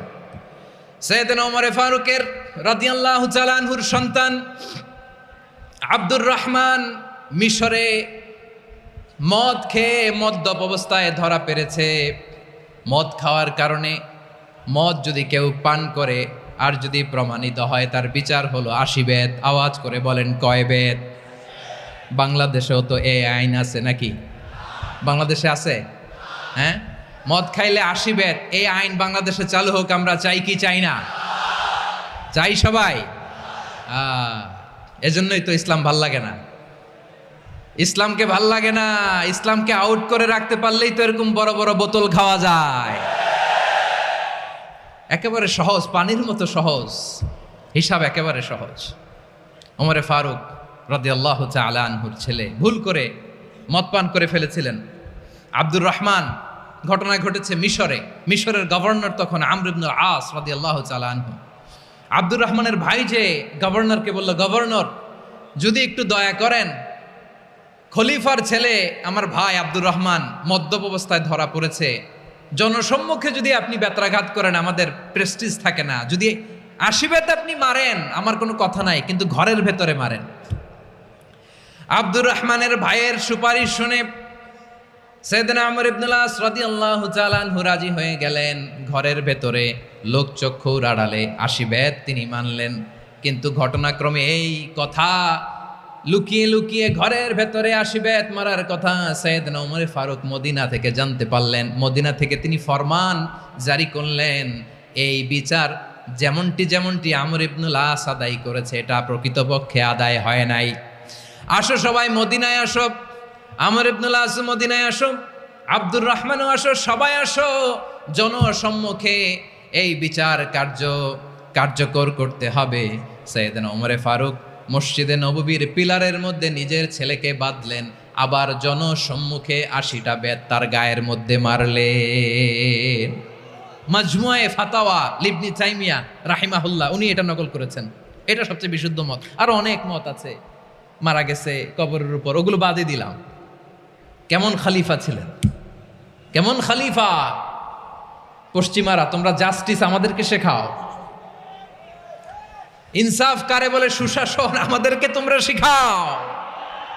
ওমরে ফারুক রাদিয়াল্লাহু তাআলা আনহু ওই বিচারকে তিনি ধর্তব্য মনে করেন নাই। মদিনাতে এনে আবার জনসম্মুখে আবার 80 বেত মেরেছেন। মিশরে ওমরে ফারুক রাদিয়াল্লাহু তাআলা আনহু আমর ইবনুল আসকে গভর্নর করে পাঠালেন। সেখানে আমর ইবনুল আসের ছেলে একটা প্রতিযোগিতায় রানার আপ হয়েছে। এক মিশরি সেখানে চ্যাম্পিয়ন হয়েছে। রানার আপ বুঝতে পেরেছেন তো? রানার আপ সেকেন্ড হয়েছে, এক মিশরি হয়েছে চ্যাম্পিয়ন প্রথম। কিন্তু গভর্নরের ছেলে ও জিততে পারে নাই। ও রাগে ওই মিশরির গায়ের মধ্যে কয়েকটা লাঠি দিয়ে বাড়ি মেরেছে। মিশরি যে মদিনাতে ওমরে ফারুকের কাছে বিচার দিলেন, আপনার গভর্নরের ছেলে অন্যায়ভাবে আমার গায়ে হাত তুলেছে। সাইয়েদনা ওমরে ফারুক আবার ফরমান জারি করলেন, আসব মদিনাতে আসব। মিশরীকে ডাকলেন। ওই মিশরের গভর্নর আমর ইবনুল আস রাদিয়াল্লাহু তাআলা আনহুকে ডাকলেন, তার ছেলেকেও ডাকলেন। সবাই বসে রইল। আমর ইবনুল আস রাদিয়াল্লাহু তাআলা আনহু মাথা নিচু করে বসে আছেন, লজ্জায় কাচুমাচু। হায় হায়, আজকে আমার ছেলের কারণে আমিরুল মুমিনিন খলিফাতুল মুসলিমিন ওমরে ফারুকের কাছে আমি জনসম্মুখে লজ্জিত হচ্ছি। সাইয়েদনা ওমরে ফারুক বললেন, এই নাও লাঠি, গভর্নরের ছেলে তোমার মাথার মধ্যে যতগুলো বাড়ি মেরেছে, আজকে জনসম্মুখে তুমি অতগুলা বাড়ি মারো। মিশরি বলে, থাক, আপনি যে ডেকে আনছেন সবার সামনে এটা বলছেন, এতেই আমি খুশি। আল্লাহু আকবার! আপনার মহানুভবতা দেখে আমি খুশি, আর অপমানের দরকার নাই। ওমরে ফারুক বলে, না, খবরদার, এই কথা মিশরি তুমি বলো না, মারো, যতগুলা বাড়ি মেরেছে মারো। বাধ্য হয়ে মিশরি আমর ইবনুল আসের সামনে ওনার কলিজার টুকরা সন্তানের মাথার মধ্যে বাড়ি মারতে আরম্ভ করলেন। ঠিক যতগুলা বাড়ি গভর্নরের ছেলে আমর ইবনুল আসের ছেলে মিশরীর গায়ে মেরেছিল, মাথায় মেরেছিল। মিশরী গুনে গুনে ততটা মারলেন। এই দৃশ্য দেখে ওমরে ফারুক রেগে মেগে আগুন, রাগের চোটে রাগ সামলাতে না পেরে আর নিজেকে সামলাতে না পেরে মিশরীরে বললেন, ছেলেরে মারা শেষ হয়ে গেলে এবার বাবার টাক মাথার মধ্যে কয়েকটা বাড়ি মার। রাগের চোটে, আউট অফ অ্যাঙ্গার, রাগের চোটে যে আমার পাঠানো গভর্নর আমর ইবনুল আস তার ছেলেকে কেন আদব তারবিয়া কেন শিক্ষা দিতে পারে না। ছেলেরে মারা হইলে এবার আমর ইবনুল আসের মাথার মধ্যে দুইটা মারো। এটা রাগে বলেছেন, এটা শাস্তি হিসেবে না। সুবহানাল্লাহ পড়ে। তোমরা আমাদেরকে সুশাসন শিখাও, আমাদেরকে সুশাসন শিখাও। বিশ্বনবী বলেন আদল এটা যেন তেন বিষয় না, এটা দিয়েই মানবিক সমাজ গড়তে হবে। আল্লাহ তাআলা কিয়ামতের কঠিন ময়দানে যেদিন স্বামী স্ত্রীকে চিনবে না, স্ত্রী স্বামীকে দেখে পালিয়ে যাবে, বন্ধু বন্ধুরে চিনবে না, পীর সাহেব মুরিদরে চিনবে না, মুরিদ পীর সাহেবরে চিনবে না, দলের কর্মী তার নেতারে চিনবে না, নেতা তার কর্মীরে চিনবে না, বন্ধু বন্ধুরে দেখে পালাবে। এই কঠিন মুহূর্তে সূর্যটা মাথার কাছে চলে আসবে, জমিনটা তামার জমিন হবে। আজকের জমিনের মতো নয়। মানুষ ঘর্মাক্ত, ক্লান্ত, শ্রান্ত মাথার মগজগুলো কানের ছিদ্র আর নাকের ছিদ্র দিয়ে বেয়ে বেয়ে পড়বে। বিশ্বনবী ফরমান কিয়ামতের ওই কঠিন ময়দানে 7 শ্রেণীর ব্যক্তিকে রব্বুল আলামিন তার আরশের নিচে ছায়া দিবেন। তার মধ্যে প্রথম শ্রেণীর ব্যক্তি হলো ইমামুন আদিল। ইমামুন আদিল, ন্যায়পরায়ণ শাসক,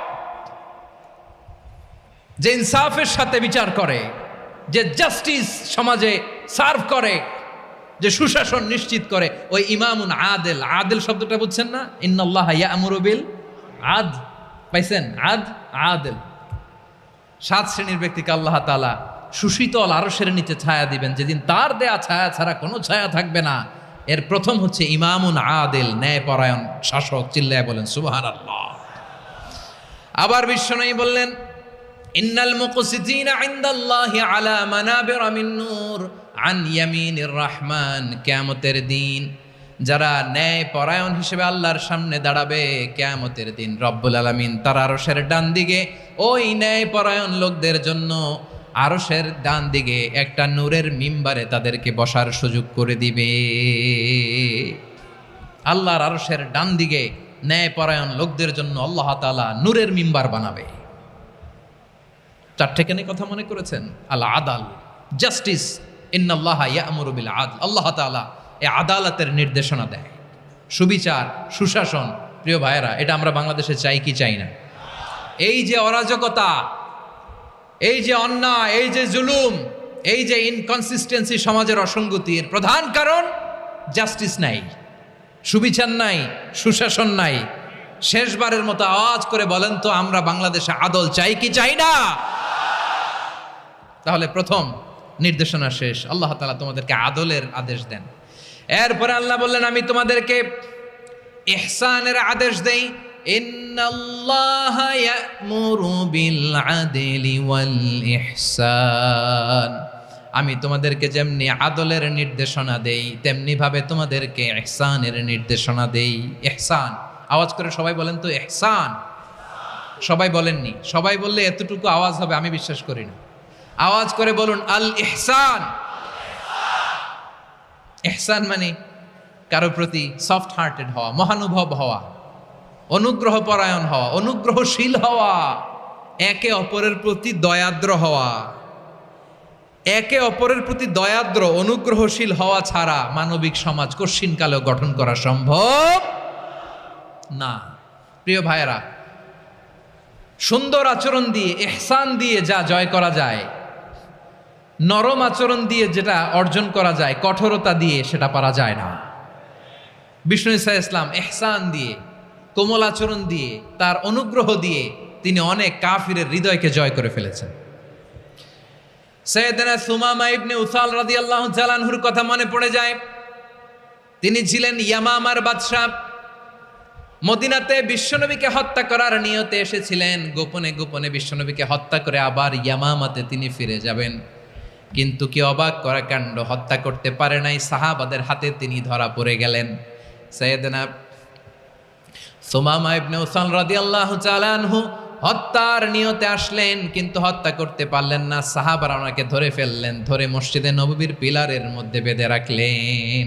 সুমামা ইবনে উসাল, সিরাত থেকে শুনেন, সিরাত থেকে শোনাচ্ছি। রাদিয়াল্লাহু তাআলা আনহু ইয়ামামার অধিপতি ছিলেন। ইয়ামামা বিশ্বনবীকে হত্যার জন্য আসছেন, ধরা পড়ে গেছেন, এখন মসজিদে নববীতে বেঁধে রাখছে, তার মানে বন্দী। এখন স্ট্যাটাস কি? বন্দী, ক্যাপটিভ।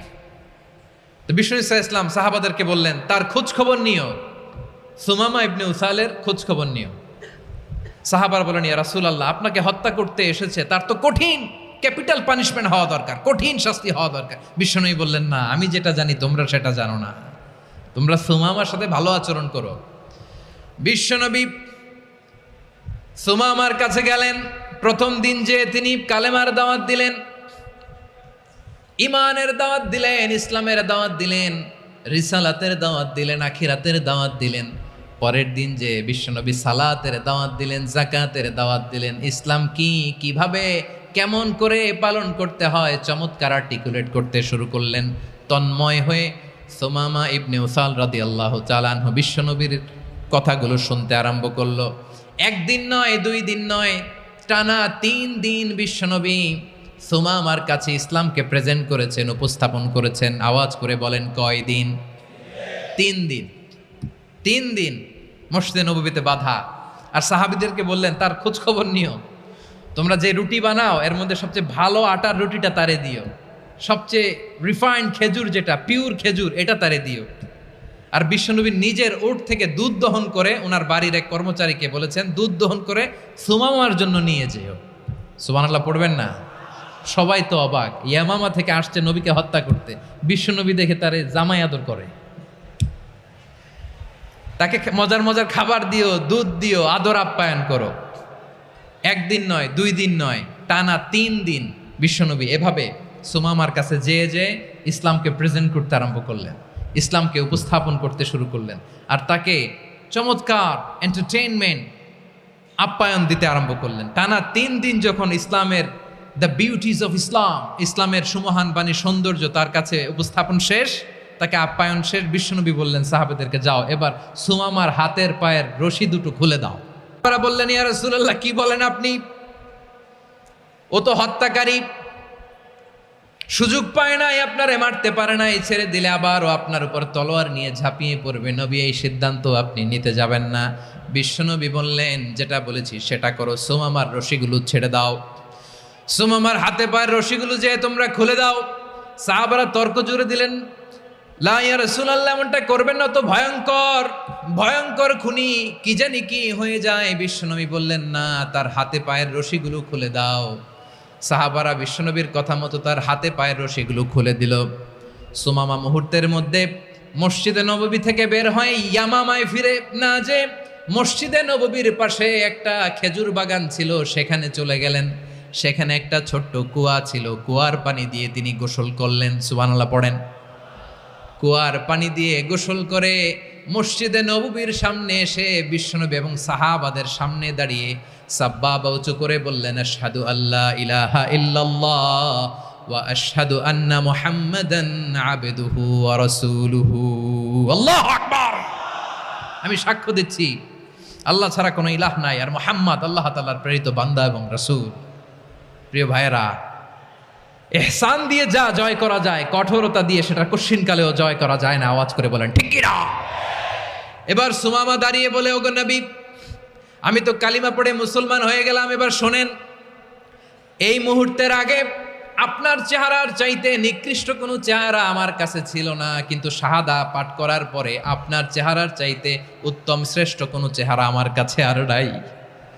ও নবী, আজকের দিনের আগে ইসলাম ধর্মের চেয়ে নিকৃষ্ট অপছন্দনীয় কোনো ধর্ম আমার কাছে ছিল না, কিন্তু এই মুহূর্ত থেকে ইসলামের চেয়ে সেরা শ্রেষ্ঠ পছন্দনীয় কোনো ধর্ম আমার কাছে নাই।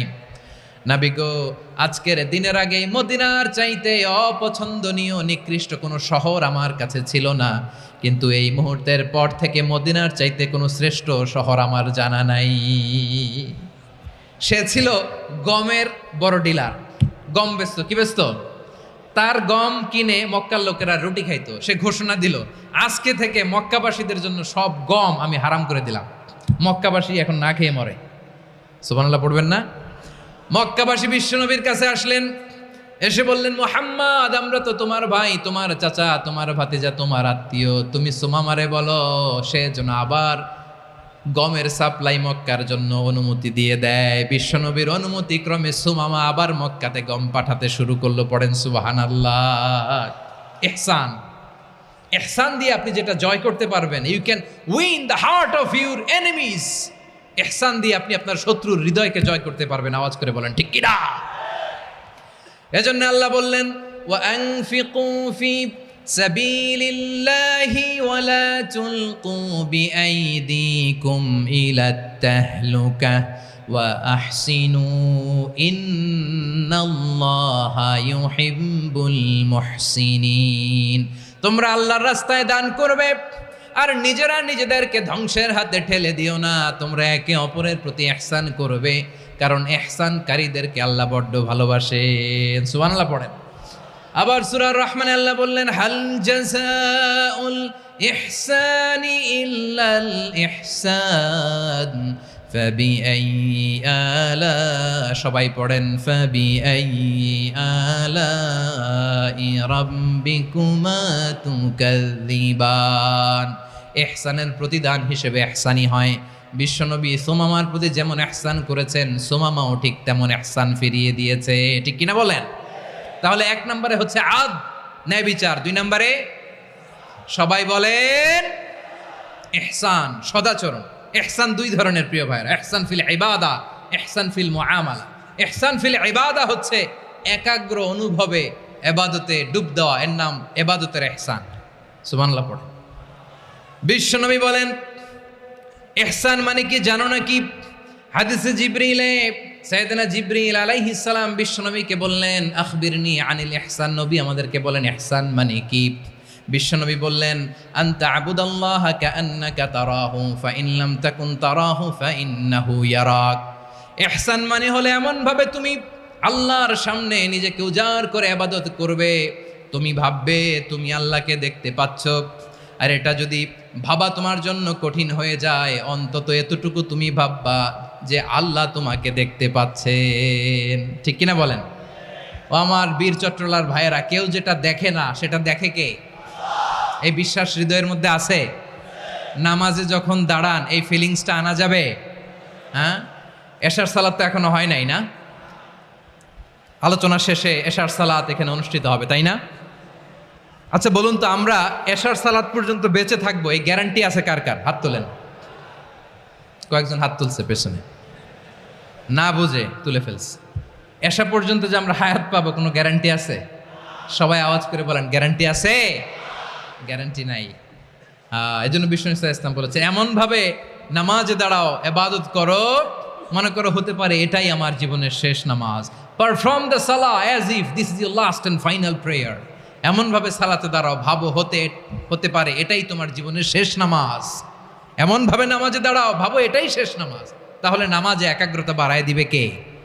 ফলে ইবাদতের ইহসান আমাদের অর্জিত হবে। আর মুআমালাতে ইহসান হলো, বিশ্বনবী বলেন, ইন্নাল্লাহা তাবারাকা ওয়া তাআলা কাতাবাল ইহসানা আলা কুল্লি শাই ফাইদা কাতালতুম ফাআহসিনুল কিতলা ওয়া ইযা যাবাহতুম ফাআহসিনুয যাবহা ওয়ালিউহিদ্দা আহাদুকুম শাফরাতাহু ওয়ালিউরিহ যাবিহাতাহু। ইহসান দুই ধরনের। আওয়াজ করে বলতে হবে, কয় ধরনের? সবাই বলুন আওয়াজ করে, কয় ধরনের? একটা হচ্ছে ইহসান ফিল ইবাদা, ইবাদতে ইহসান। ইবাদতে ইহসান কি? একাগ্র অনুভব দিয়ে ইবাদত করা, মন প্রাণ দিয়ে ইবাদত করা। আর মুআমালাতে ইহসান কি? সব কাজে, দৈনন্দিন কাজে, কর্মে, সামাজিক অ্যাক্টিভিটিতে কোমলতা প্রদর্শন করা, অনুগ্রহের সাথে সবকিছু করা। আল্লাহ তাআলা, ইন্নাল্লাহা তাবারাকা ওয়া তাআলা কাতাবাল ইহসানা আলা কুল্লি শাই, তিনি সব কিছুর ব্যাপারে ইহসানকে আবশ্যক করেছেন। সব কিছুতে মুমিনের সব কাজে ইহসানের পরশ থাকবে। ওয়া ইযা কাতালতুম ফাহসিনুল কিতলা, বিষ্ণুই বলেন তুমি যখন কাউকে হত্যা করো ইহসানের সাথে করো। সুবহানাল্লাহ পড়বেন না? যখন হত্যা করো তখনও এহসানের সাথে। আচ্ছা হত্যা করবো, আবার এহসান এহসান আসবে করতে করে তো মেরেই ফেলবো আমি। আল্লাহ, ও ভাই একজন খুন করেছে, খুনি, রাষ্ট্রীয় আইনে তার শাস্তি হয়েছে ডেথ পেনাল্টি, মৃত্যুদণ্ড। এখন মৃত্যুদণ্ড দেখে আপনি যেমনি মন চায় তেমনি মারবেন লোকটারে? ওর নাক কেটে ফেলতে পারবেন? ওর কান কাটতে পারবেন? ওর চোখ উপড়ে ফেলতে পারবেন আপনি? যেমন মন চায় তার অঙ্গহানি করা যাবে না। ইহসানের সাথে তাকে হত্যা করো। সুবহানাল্লাহ, this is Islam, this is the true essence of Islam. ওয়াইদা যাবাহতুম ফাহসিনু যাবহা, যখন জবাই করবে তখনও ইহসানের সাথে জবাই করো। করবো জবাই, ওইখানেও নাকি ইহসান। আচ্ছা কুরবানির দিন আমরা পশুগুলোরে কি করি বলেন সবাই আওয়াজ করে? জবাই। জবাই মানে তো এটার মেরেই ফেলতেছি, একটু পরে তো টুকরো টুকরো করে গোশতগুলো খাবো, এটা তো খাবো, এটা তো মেরেই ফেলবে। বিষ্ণু বলে না, জবাইয়ের মধ্যেও মুমিনের জবের ভেতরেও ইহসানের পরশ থাকা চাই। যখন জবাই করবে প্রাণীটাকে হাত পা টাইট করে বেঁধে নাও, ছুরিটাকে শার্পেন করে নাও, ধারালো করে নাও, যাতে অল্প সময়ে জবাইটা হয়ে যায়, প্রাণীটা যাতে কম কষ্ট পায়। সুবহানাল্লাহ পড়েন। দিস ইজ কল্ড ইহসান। ইহসান আল্লাহ তাআলা যেমনি আদলের আদেশ করেছেন, ন্যায় বিচার জাস্টিস এনশিওর করতে বলেছেন, সমাজে ইহসানের ব্যবহার, ইহসানের অনুশীলন তিনি করতে বলেছেন। এজন্য মুমিনের প্রতিটি কাজে, আমার চট্টগ্রামের ভাইয়েরা আমার দিকে তাকান, খেয়াল করে শুনুন, মুমিন জীবনের প্রতিটি কাজে ইহসানের পরশ থাকা চাই। আমরা যেন আমাদের পরিবারের প্রতি ইহসান করি, আমরা যেন আমাদের কর্মচারীদের প্রতি ইহসান করি, আমরা যেন আমাদের কলিগদের প্রতি ইহসান করি, আমরা যেন আমাদের ভাইদের প্রতি ইহসান করি। মুমিন জীবনের প্রতি কাজে ইহসানের পরশ থাকার দরকার আছে না নাই? কথা বুঝতে পেরেছেন? তাহলে আল্লাহ তাআলার 3টা আদেশ ছিল, কয়টা গেল? ভুলে গেছে, ভুলে গেছে চট্টগ্রাম। 3টা আদেশের মধ্যে কয়টা বললাম? প্রথমে কি ছিল? আদল। 2 নম্বরে, 3 নম্বরে রব্বুল আলামিন বললেন ওয়া ইতা ইদিল কুরবা, নিকটাত্মীয়দেরকে দান করো। নিকট আত্মীয়দেরকে দাও, যারা তোমাদের ব্লাড কানেকশনের আত্মীয় তাদেরকে তোমরা দাও। এখানে জেনারেলি বললেন দাও, কি দিব সেটা তিনি এখানে বলেন নাই, সেটা তিনি সূরাতুল ইসরার মধ্যে বলেছেন। আল্লাহ বলেন ওয়া আতিযাল কুরবা হাক্কা, নিকট আত্মীয়দেরকে তাদের অধিকার, তাদের প্রাপ্য তোমরা বুঝিয়ে দাও। দেখেন, একটা শান্তির সমাজ, একটা সমৃদ্ধ সমাজ, একটা মানবিক সমাজ গঠনের জন্য আল্লাহ তাআলা বেশি না, মাত্র 3টা অর্ডার, 3টা ভার্ডিক্ট তিনি জারি করেছেন। 1 নাম্বার সুশাসন, ন্যায় বিচার। 2 নাম্বার ইহসান। 3 নাম্বার নিকটাত্মীয়, যারা কাছের, তোমার ভেরি ক্লোজ রিলেশনশিপে আছে, তাদেরকে দাও। দাও, দিলে বাড়িয়ে দেয় কে?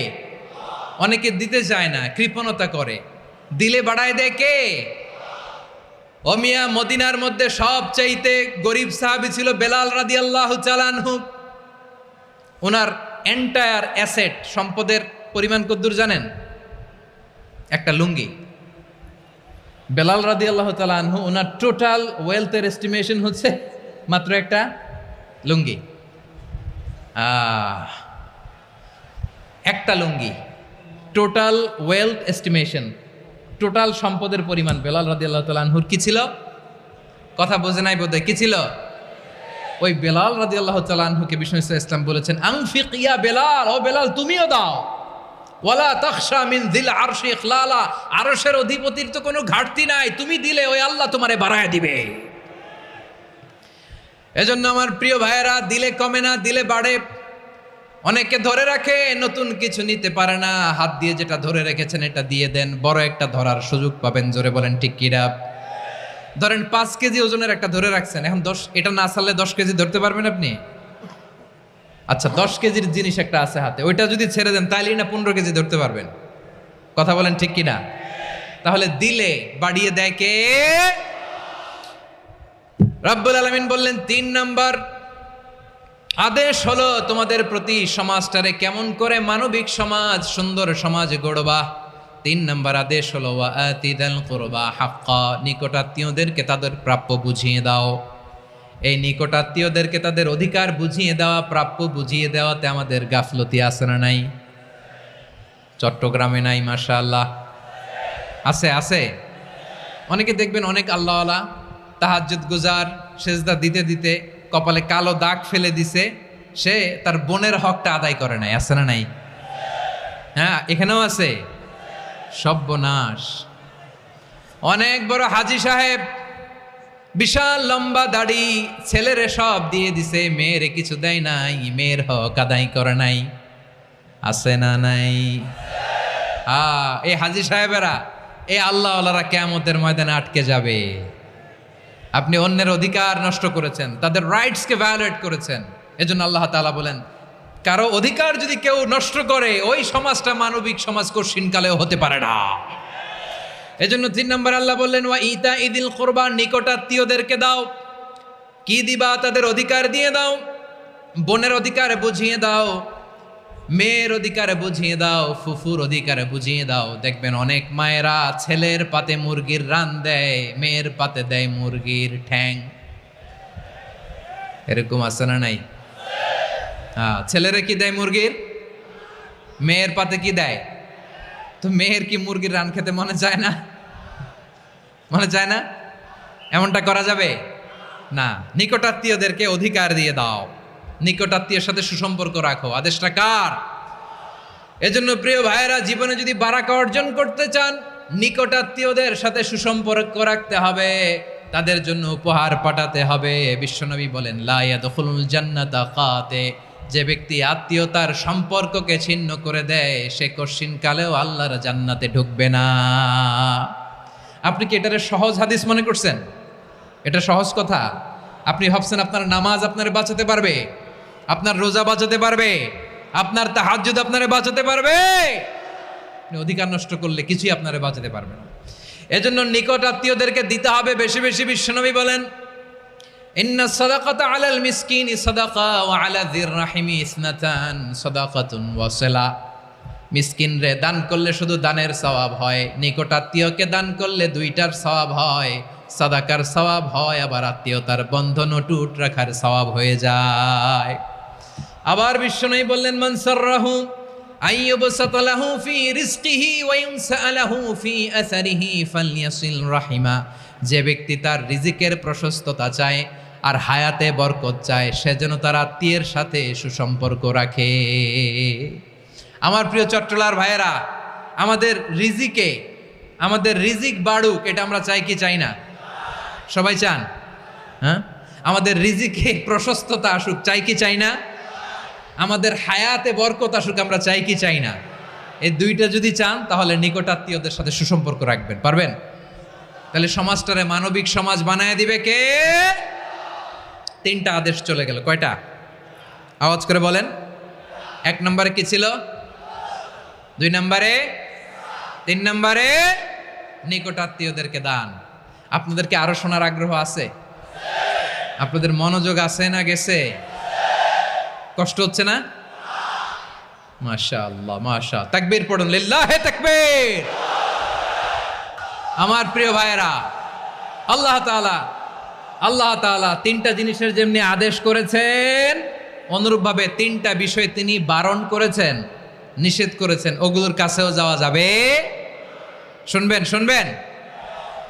রাব্বুল আলামিন বলেন, ওয়ায়ানহা আনিল ফাহশাই ওয়াল মুনকারি ওয়াল বাগি। আমি যেমনি 3টি বিষয়ে আদেশ করলাম, অনুরূপভাবে 3টি বিষয়ে বারণ করলাম, নিষেধ করলাম। আমার 1 নাম্বার নিষেধাজ্ঞা হলো অশ্লীলতার প্রতি। ফাহশা, ওয়ায়ানহা আনিল ফাহশা, আল্লাহ তাআলা অশ্লীলতাকে নিষেধ করেছেন। কোন জিনিসকে? সবাই বলুন, কোন জিনিসকে? যত ধরনের, যত টাইপের, যত ক্যাটাগরির অশ্লীলতা হতে পারে, সব অশ্লীলতাকে হারাম করেছেন কে? ফাহশা মানে কি? কথায়, কাজে, আচরণে, কমেন্ট, ফেসবুকের কমেন্টসে যত ধরনের নোংরামো আছে, যত ধরনের অশ্লীলতা আছে, এটাকে আরবিতে বলে ফাহশা। এটাকে কি বলে? রাব্বুল আলামিন বলেন, কুল ইন্নামা হারামা রাব্বিয়াল ফাওয়াহিশা মা যাহারা মিনহা ওয়া মা বাতান। ও নবী, আপনি বলে দেন, আমার রব প্রকাশ্য, অপ্রকাশ্য, স্পষ্ট কিংবা অস্পষ্ট, দৃশ্যমান কিংবা অদৃশ্যমান সব অশ্লীলতাকে হারাম করেছেন। সব ধরনের অশ্লীলতা হারাম, সব ধরনের আল্লাহ তাআলা আমাদেরকে অশ্লীলতা থেকে বাঁচান, অশ্লীলতা থেকে তিনি আমাদেরকে হেফাজত করুক, পড়েন আমিন। এবার বলেন, আমাদের সমাজে অশ্লীলতা আছে না নাই? চট্টগ্রামে নাই? আমি কই নাই, ওনারা বলে আছে। দেখছেন, আমি সামহাও বাঁচায় দেওয়ার ট্রাই করতেছি, ওনারা বলে আছে। অশ্লীলতা নানা ভাবে, নানা নামে, নানা মোড়কে আমাদের সমাজে আছে না নাই? সংস্কৃতির নামে, ফ্যাশনের নামে, বিনোদনের নামে, উপন্যাসের নামে, কনসার্টের নামে অশ্লীলতা আছে না নাই? আপনি দেখেছেন কনসার্টগুলোর অবস্থা? এই যে আতিফ আসলাম যে আসছে আমাদের দেশে, তারপর কে কে আসছে, আমাদের তরুণ তরুণীরা, আমাদের যুবক যুবতীরা, আমাদের জেনজিরা, কি অবস্থা ওইখানে? হ্যাঁ, কি অবস্থা? কে বাঁচাবে ওদের? কে রক্ষা করবে ওদের ইমানের, ওদের চরিত্রের হেফাজতের গ্যারান্টি কে দিবে? কনসার্টের নামে অশ্লীলতা আছে না নাই? ছেলে মেয়ে একে অপরকে জড়ায় ধরতেছে, একে অপরকে চুমু খাচ্ছে প্রকাশ্যে, দিবালোকে, গণমানুষের সামনে। আল্লাহ তাআলা এই অশ্লীলতা থেকে আমাদেরকে বেঁচে থাকতে বলেছেন, বেঁচে থাকতে বলেছেন।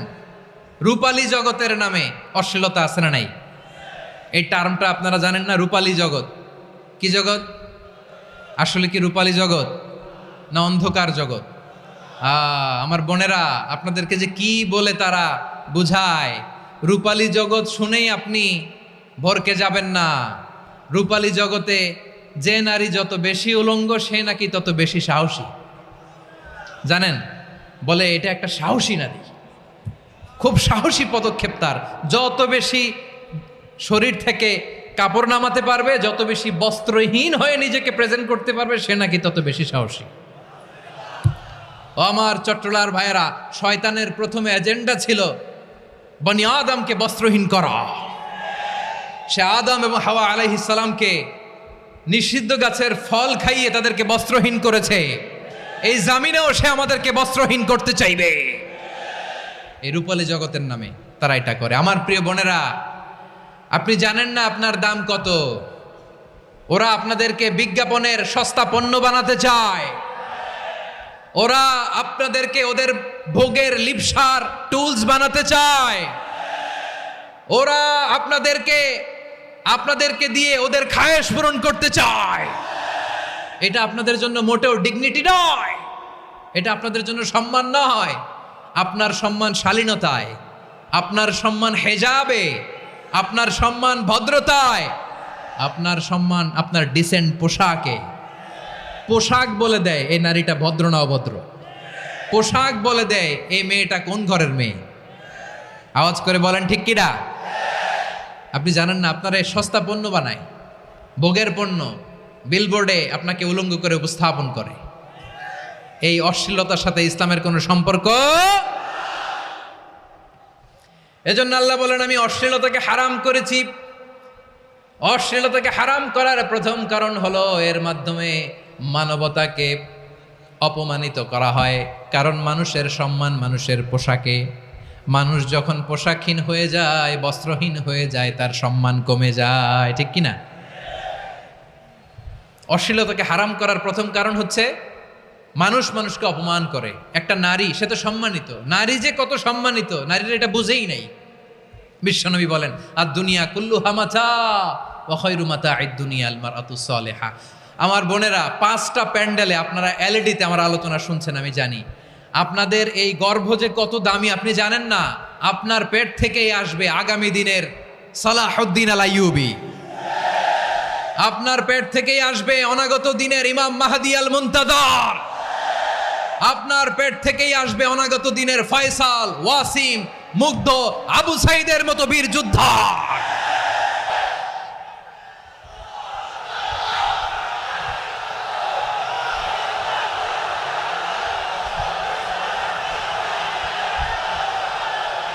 আমার প্রিয় বোনেরা, বিশ্বনবীর কথার ওজন খেয়াল করেন। আর দুনিয়া কুল্লুহা মাতা ওয়া খায়রু মাতা'আদ দুনিয়াল মারআতুস সালিহা। দুনিয়ার সব কিছুই অ্যাসেট, এর মধ্যে সবচেয়ে দামি অ্যাসেট নেককার নারী। আপনার গর্ভ যে কত দামি আপনি জানেন না। নিজের সময়টাকে কাজে লাগান, কোরআন পড়েন, সুন্নাহ পড়েন। আপনার অনেক দায়িত্ব ঘরে। You are the MD of your family. একটা family it's a very big institution. পরিবার একটা অনেক বড় প্রতিষ্ঠান।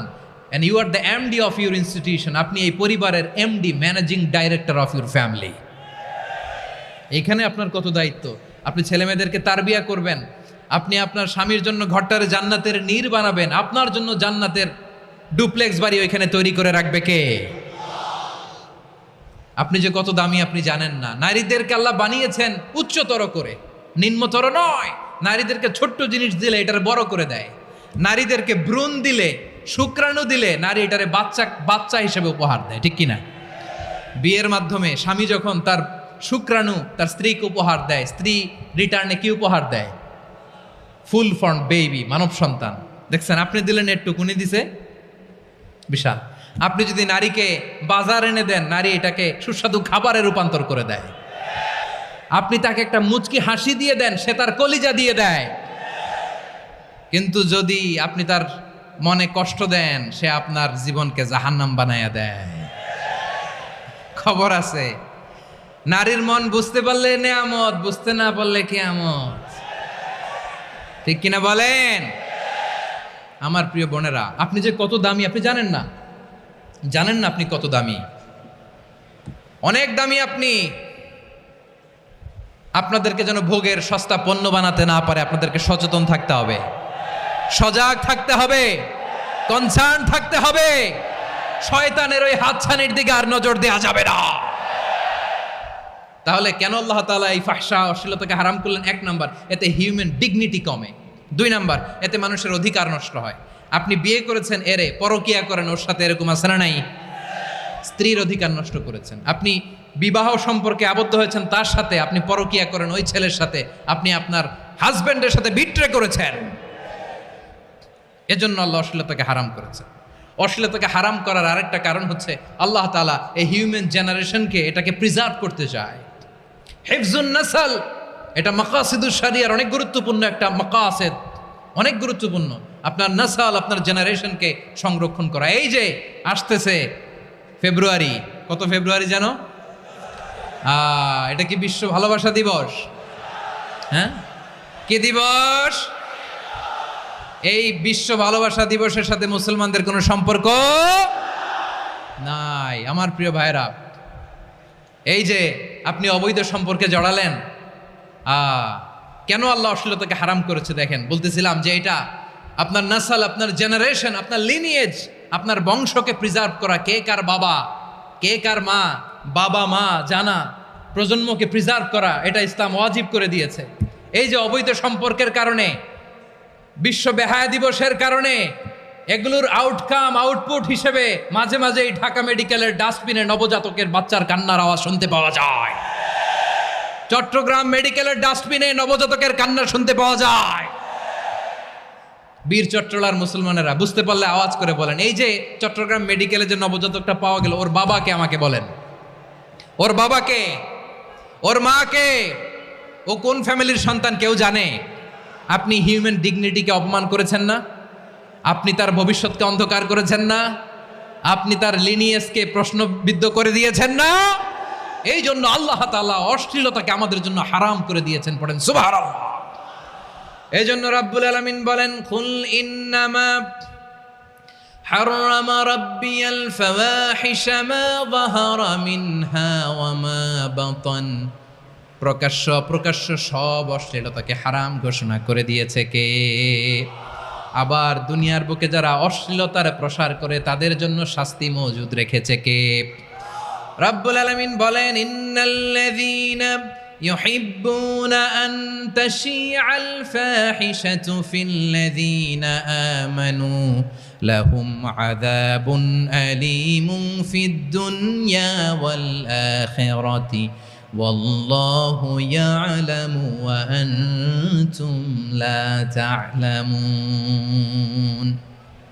নিশ্চয়ই যারা বিশ্বাসীদের মাঝে অশ্লীলতার প্রচার প্রসার করতে চায় তাদের জন্য আমি মর্মন্তুদ শাস্তি প্রস্তুত করে রেখেছি, দুনিয়াতেও রেখেছি, আখিরাতেও রেখেছি। ঘোষণাটা কার?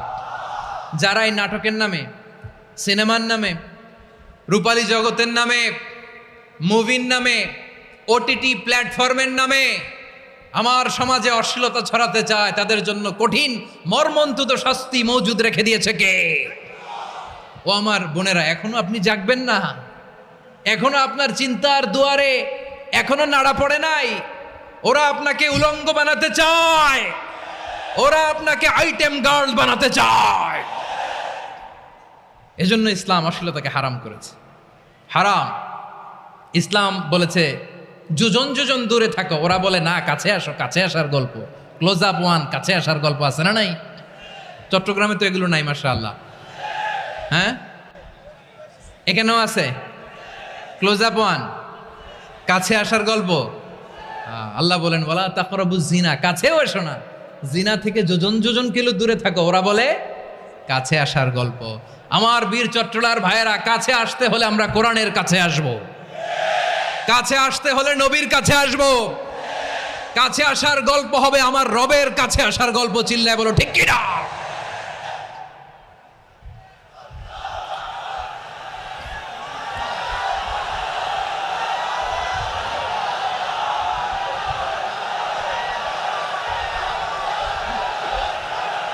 বসুন বসুন আমার ভাইয়েরা। তাহলে অশ্লীলতার সাথে আমাদের কোনো সম্পর্ক? সবাই বলতে পারেননি, আওয়াজ করে বলুন, অশ্লীলতার সাথে আমাদের কোনো সম্পর্ক? আমরা এই সমস্ত ক্লোজ আপ ওয়ান, কাছে আসার গল্পের প্রোগ্রামে যাব? আমরা কোন ধরনের অশ্লীল কন্টেন্ট সোশ্যাল মিডিয়ায়, টিভিতে দেখব? কি যুগ যে আমরা কাটাচ্ছি আপনি কল্পনা করতে পারবেন না। পর্ন ইন্ডাস্ট্রি, নারী পুরুষের বস্ত্রহীন যুগল দৃশ্য, এটাকে দিয়ে ওরা কোটি ডলারের ইন্ডাস্ট্রি বানিয়েছে। পুরো মানব ইতিহাসে এরকম জঘন্য সময় মানব ইতিহাস পার করে নাই। পর্ন এটা ইন্ডাস্ট্রি হয়ে গেছে। আমাদের এই যুবকগুলো, জেনজিগুলো, ওদের চরিত্র বাঁচাবে কি করে? কেমন করে হেফাজত করবে ওদের এই মূল্যবান চরিত্র? সুস্থ পুরুষ তার বায়োলজিক্যাল গ্রোথকে হরমোন দিয়ে স্টপ করে দিয়ে সে সার্জারি করে নারী হতে চায়, সুস্থ নারী পুরুষ হতে চায়। পুরুষ পুরুষের প্রতি সেক্সুয়ালি আকর্ষণ বোধ করে। এটা লূত আলাইহিস সালামের কওমের মধ্যে ছিল। এটাকেও আল্লাহ কোরআনে ফাহিশা বলেছেন। ওয়ালুতান ইয ক্বালা লিকাওমিহি আতাতুনাল ফাহিশাতা মা সাবাকাকুম বিহা মিন আহাদিম মিনাল আলামিন। লূত আলাইহিস সালাম বললেন, তোমরা কি এমন এক অশ্লীল কার্যক্রমে ডুব দিলে নাকি যেটা গোটা বিশ্বের কেউ কখনো করে নাই? তোমরাই প্রথম করেছো। পড়েন নাউযুবিল্লাহ। এই পশ্চিমের এই রোগ আমার দেশে যেন আসতে না পারে, আমাদের সজাগ থাকতে হবে। প্রিয় ভাইরা, চিল্লায় বলেন ঠিক কিনা? পশ্চিমের অবস্থা ভয়ঙ্কর। পাশ্চাত্যে আমি যুক্তরাষ্ট্রে ছিলাম অনেকদিন, কয়েক মাস, বিভিন্ন স্টেটে ঘুরেছি। গার্ডিয়ানরা উদ্বিগ্ন, ছেলে মেয়েদেরকে, ছোট্ট ছেলে মেয়ে, ওদেরকে জিজ্ঞেস করে, তুমি how do you feel right now inside yourself? তুমি ভিতরে ভিতরে কেমন ফিল করো? তোমার কি ছেলে ছেলে লাগে না মেয়ে মেয়ে লাগে? আচ্ছা বলেন, এই ছোট্ট বাচ্চাটা ওকে এগুলো জেন্ডার অ্যাসাইনমেন্ট বলতে এগুলো কিছু বুঝে? এইভাবে মিসগাইড করা হচ্ছে। কৌতূহল বশত ছোট্ট ছেলে যদি বলে আমার তো মেয়ে মেয়ে লাগে, তখন বলে যে না তুমি মেয়ে, ছেলে না। মা বাবা বাধা দিলে ওকে আলাদা গভর্নমেন্ট হাউসে নিয়ে যায়। ভয়ঙ্করতম অবস্থা। আমরা একটা সময়ে শুনতাম যে হুজুর আমার ছেলেটা খুব ভালো, হাফেজে কোরআন, আল্লাহওয়ালা। হুজুর আমার ছেলে দাড়ি রাখছে, আল্লাহওয়ালা। হুজুর আমার ছেলে 5 ওয়াক্ত সালাত জামাতের সাথে পড়ে, তার মানে আল্লাহওয়ালা। পশ্চিমে যে আমি কি শুনছি জানেন? ওরা বলে হুজুর আমার ছেলেটা ইউনিভার্সিটির একটা মেয়ের সাথে প্রেম করে, ও খুব আল্লাহওয়ালা, হুজুর দোয়া করবেন। এর কারণ ওদের কাছে আল্লাহওয়ালার ক্রাইটেরিয়া হচ্ছে হুজুর আমার ছেলেটা আরেক ছেলের পছন্দ করে নাই, আমার মেয়েটা আরেক মেয়েকে ভালোবাসে নাই, এজন্য আমার ছেলেটা আল্লাহওয়ালা, হুজুর ওর জন্য একটু দোয়া করে দিয়েন। কি চ্যালেঞ্জ ওরা ফেস করতেছে। ওনার ছেলে যে আরেক ছেলেরে বিয়ে করবে না, এটাতেই উনি খুশি যে আলহামদুলিল্লাহ আমার ছেলেটা একটা মেয়েরে ভালোবাসে, আমার মেয়েটা একটা ছেলেরে ভালোবাসে, মানে এটা খুব আল্লাহওয়ালা। নাউজুবিল্লাহ পড়তে পারলেন না? এজন্য অশ্লীলতার সাথে আমাদের কোনো সম্পর্ক। রাব্বুল আলামিন বলেন ওয়ায়ানহা আনিল ফাহশাই ওয়াল মুনকারি ওয়াল বাগি, তিনটা জিনিসকে আমি নিষিদ্ধ করলাম। এক নাম্বার হলো ফাহশা, অশ্লীলতা। দুই নম্বরে হলো মুনকার, সমস্ত মন্দ কাজ। আপনাদের মনোযোগ আছে না? শেষ করে দিব? আর 2-1 মিনিট শুনবেন? আচ্ছা বলি তাহলে, আর 2-1 মিনিট। তাহলে নিষেধাজ্ঞা জারি করেছেন তিনটা জিনিসের উপর। এক নাম্বার কি? ফাহশা, অশ্লীলতা। 2 নাম্বার মুনকার। মুনকার মানে হচ্ছে যত মন্দ কাজ, খারাপ কাজ, বাজে কাজ, এটার বলে মুনকার। এটার কি বলে? আপনারা পড়ছেন না, তা'মুরুনা বিল মা'রুফি ওয়া তানহাউনা আনিল মুনকার। ভালো কাজের আদেশ, সৎ কাজের আদেশ, অসৎ কাজের নিষেধ। মুনকার, মুনকার হচ্ছে মানুষের স্বাভাবিক বিবেকবোধ যেটাকে খারাপ বলে, ওইটাই মুনকার। পৃথিবীর সব আসমানি গ্রন্থ যেটাকে খারাপ বলেছে, মানুষের স্বাভাবিক বিবেকবোধ যেটাকে খারাপ বলেছে, এগুলো সব মুনকার। যেমন ইফটিজিং, এটা কি ভালো না খারাপ? মজুদদারি, খাদ্যে ভেজাল দেওয়া, ওজনে কম দেওয়া, মাছে ফরমালিন মিশানো, চাঁদাবাজি, টেন্ডারবাজি, দখলবাজি, এগুলো আমাদের স্বাভাবিক বিবেকেই বলে এগুলো খারাপ, এগুলো হচ্ছে মুনকার।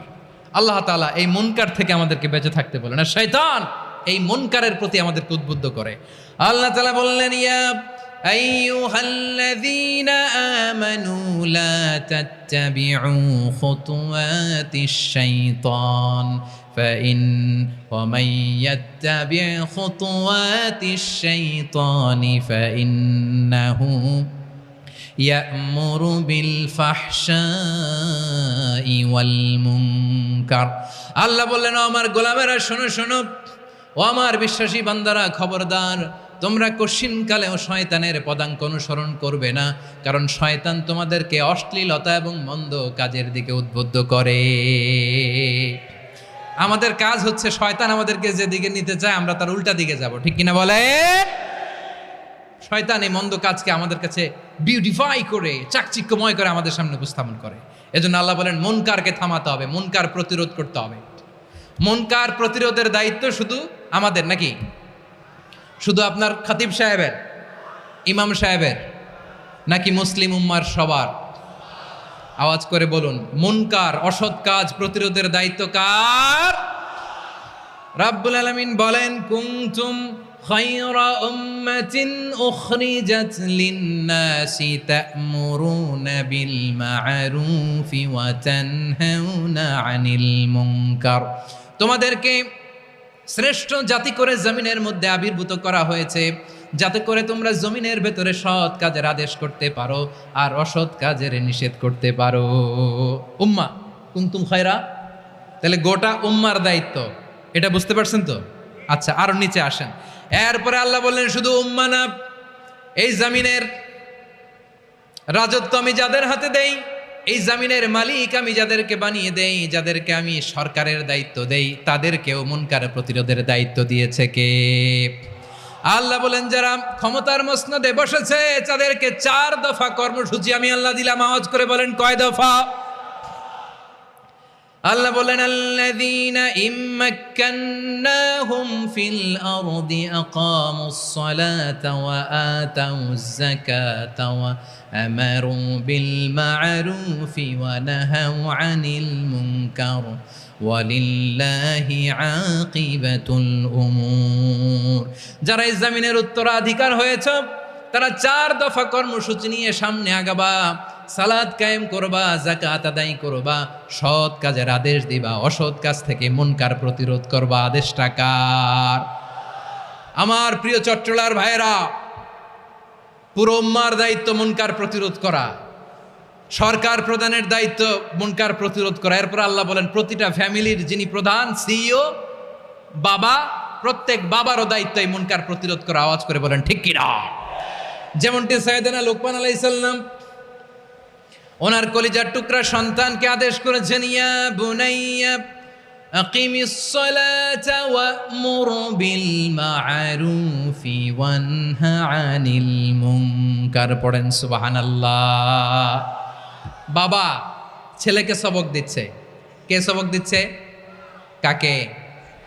লোকমান আলাইহিস সালাম ছেলেকে বলতেছে, ওরে আমার কলিজার টুকরা সন্তান, ওরে আমার বাছা, নামাজ কায়েম করবা, সৎ কাজের আদেশ দিবা, আর মুনকার প্রতিরোধ করবা, অসৎ কাজ সমাজ থেকে খারাপ কাজকে ঝেঁটে বিদায় করে দিবা। তাহলে দেখেন আমি স্টেপ বাই স্টেপ নামলাম। পুরা উম্মার দায়িত্ব, জমিনের উত্তরাধিকারী আল্লাহ যাদেরকে বানিয়েছেন সরকার, তাদের দায়িত্ব, প্রতিটি ফ্যামিলির প্রধানের দায়িত্ব।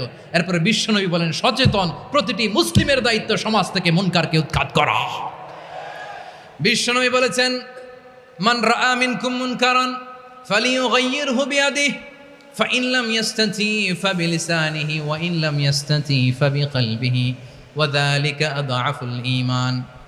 সমাজে যে মুনকার দেখবে, খারাপ কাজ দেখবে, সে যেন হাত দিয়ে সেটাকে থামায়। কি দিয়ে? আপনাদের তো হাত নাই না? হাত আছে, হাত আছে। ওরা যেই হাত দিয়ে অন্যায় করে ওইটা প্রতিরোধের জন্য আমাদেরও হাত আছে না নাই?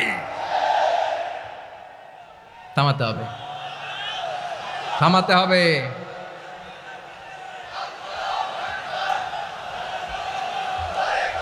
বসুন আমার প্রিয় ভাইয়েরা, ওরা ওদের যে হাত দিয়ে টেন্ডারবাজি করে, চাঁদাবাজি করে, ইফটিজিং করে, দখলবাজি করে, যে হাত দিয়ে, ওই মুনকার থামায় দেওয়ার জন্য আল্লাহর দেয়া আমাদেরও দুটি হাত আছে না নাই?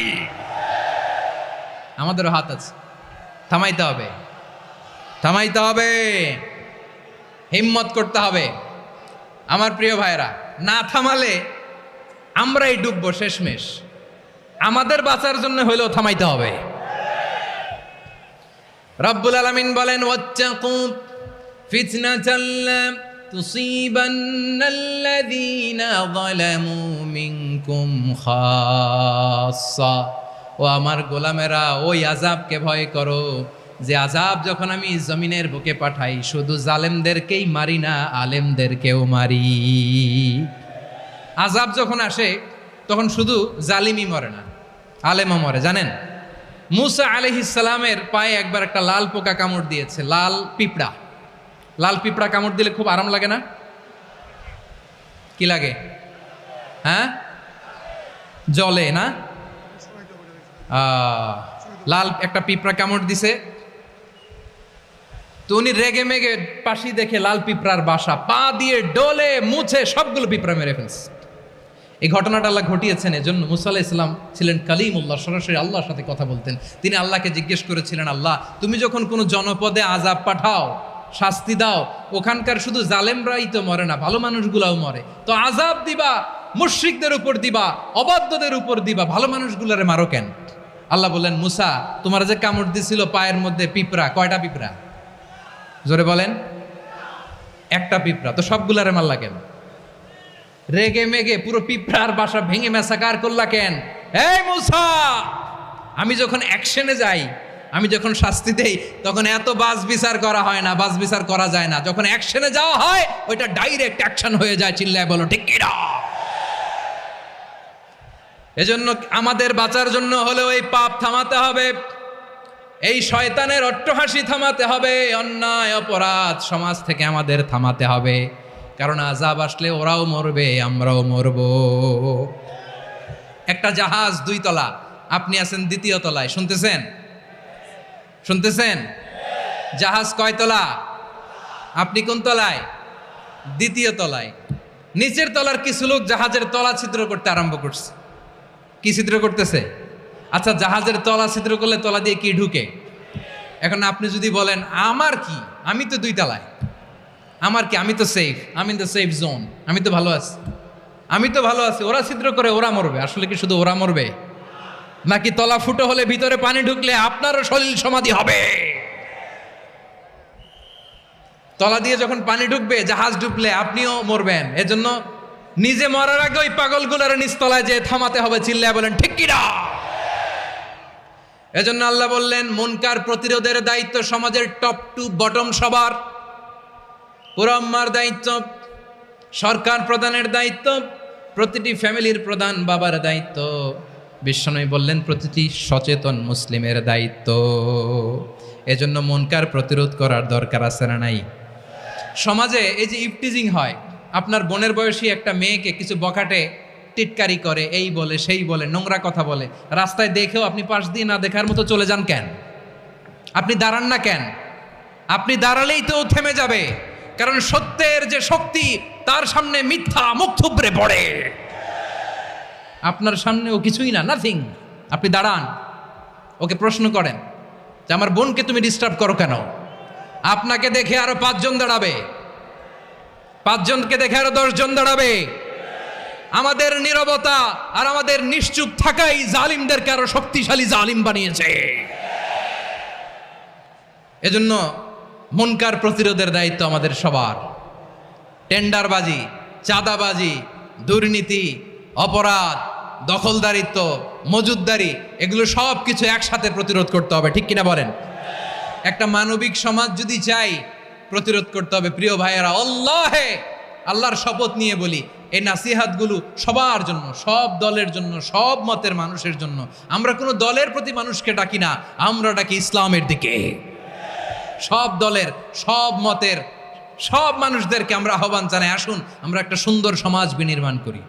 এই যে নতুন বাংলাদেশের এক সুযোগ এসেছে, আর জীবনে হয়তো আসবে না, সামনের 100 বছর এই সময় আসবে না। আসুন দেশটাকে আমরা সাজাই, আসুন আমরা দুর্নীতি বন্ধ করি, আসুন আমরা চাঁদাবাজি বন্ধ করি, আসুন আমরা দখলদারিত্ব বন্ধ করি, আসুন আমরা এক দল আরেক দলকে নিশ্চিহ্ন করার যে রাজনীতি, এটা বন্ধ করি। সব দলের প্রতি আমার আহ্বান। আমি কিছুদিন আগে একটা নিউজ দেখলাম, ওই যে লন্ডনে বসে জনাব তারেক রহমান সাহেবকে আমি ধন্যবাদ দিতে চাই। উনি সংবাদ শোনা মাত্রই ওনার দলের অনেক চাঁদাবাজকে উনি বহিষ্কার করেছে। I do appreciate. প্রতিটি দলের এরকম ইনিশিয়েটিভ নেওয়ার দরকার আছে না নাই? যে কোনো দলে এই প্র্যাকটিসটা থাকার দরকার আছে না নাই? চাঁদাবাজদের সাথে আপনারা নিজেদেরকে মুক্ত ঘোষণা করবেন যে এরা আমার দলের কর্মী হতে পারে না। আমরা চাঁদাবাজ মুক্ত বাংলাদেশ চাই, জুলুম মুক্ত বাংলাদেশ চাই, ফ্যাসিজম মুক্ত বাংলাদেশ চাই, গুণ খুন খারাপি মুক্ত বাংলাদেশ চাই। আমরা নতুন ভোরের বাংলাদেশ চাই। ওই বাংলাদেশ পাওয়ার জন্য মুনকার প্রতিরোধে, অন্যায় প্রতিরোধে যদি বাঘের বাচ্চার মতো, আবু সাইদের মতো 2 হাত উঁচু করে, বুককে টান টান করে প্রসারিত করে দাঁড়াতে হয়, রাজি আছো মুসলমান? কারা কারা রাজি? আল্লাহকে হাত দেখিয়ে প্রতিজ্ঞা করো।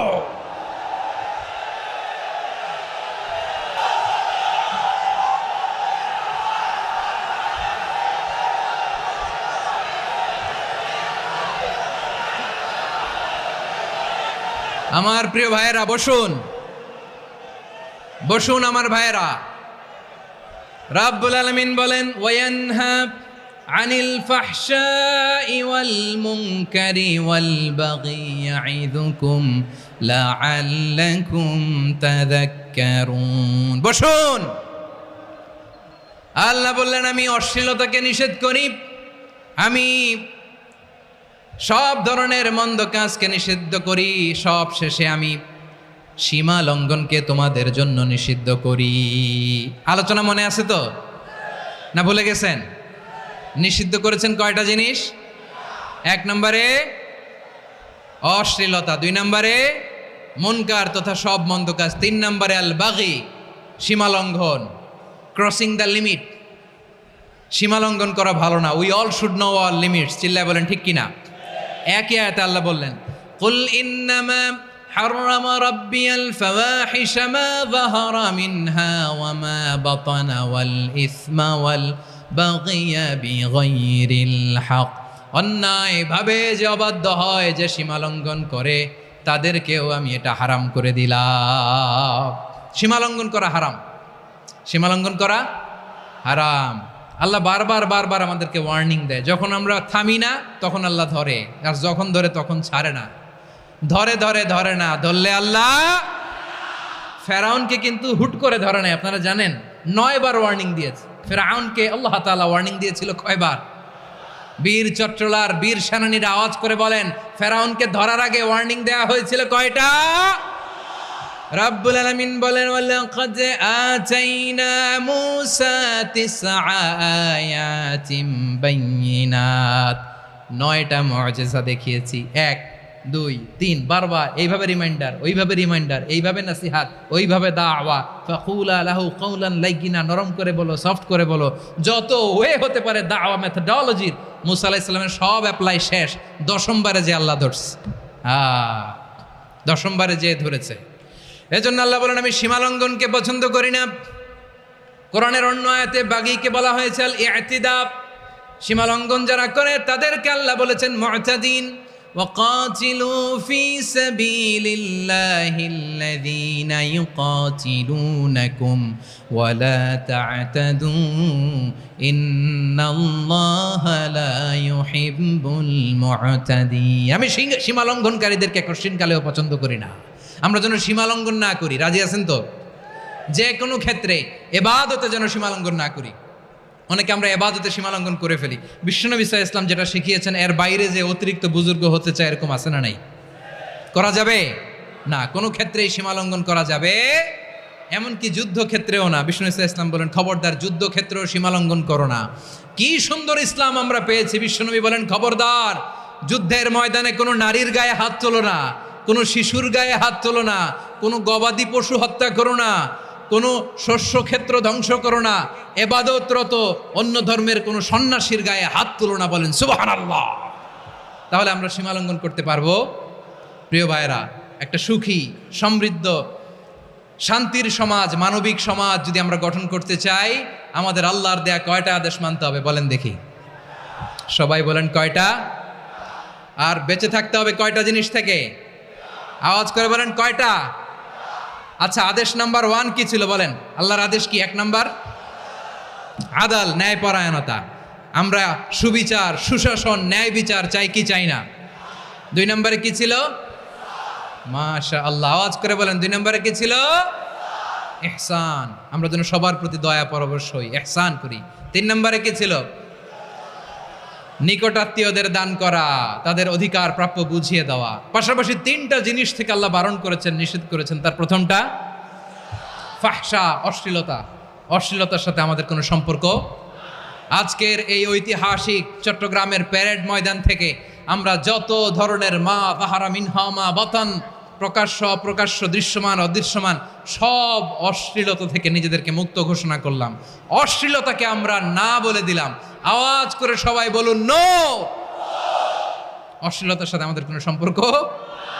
2 নম্বর নিষেধাজ্ঞা কি ছিল?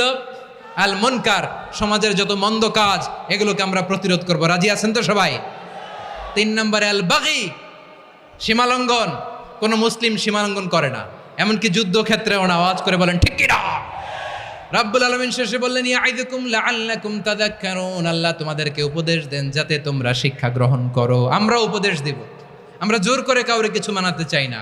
লা ইকরাহা ফিদ্দিন ওয়া যাক্কির ফাইন্না যিকরা তানফাউল মুমিনিন। উপদেশ দিলে এটা মুমিনদের কাজে দেয়। লাস্তা আলাইহিম বিমুসাইতির ইন্নামা আনতা মুযাক্কির। নবী হে, আপনি রিমাইন্ডার দাতা, আপনি উপদেশ দিবেন। আমরাও বিশ্বনবীর এই হাদিসগুলো থেকে, কোরআনের আয়াত থেকে রিমাইন্ডার, এই কথামালা, বাণীবাহক হিসেবে এই বাণীগুলো আপনাদের সাথে কাছে পৌঁছে দিলাম। আমরা আল্লাহ তাআলার কাছে প্রার্থনা করি, আল্লাহ আমরা যেন আদল দিয়ে আমাদের সমাজকে গঠন করতে পারি। আল্লাহ আমরা যেন ইহসান করতে পারি, আমরা যেন নিকটাত্মীয়দের দান করতে পারি। আল্লাহ যত ধরনের অশ্লীলতা, অনাচার, মন্দ কাজ, সীমালঙ্ঘন, অবাধ্যতা থেকে যেন আমরা বেঁচে থাকতে পারি। আল্লাহ তাআলা আমাদের সবাইকে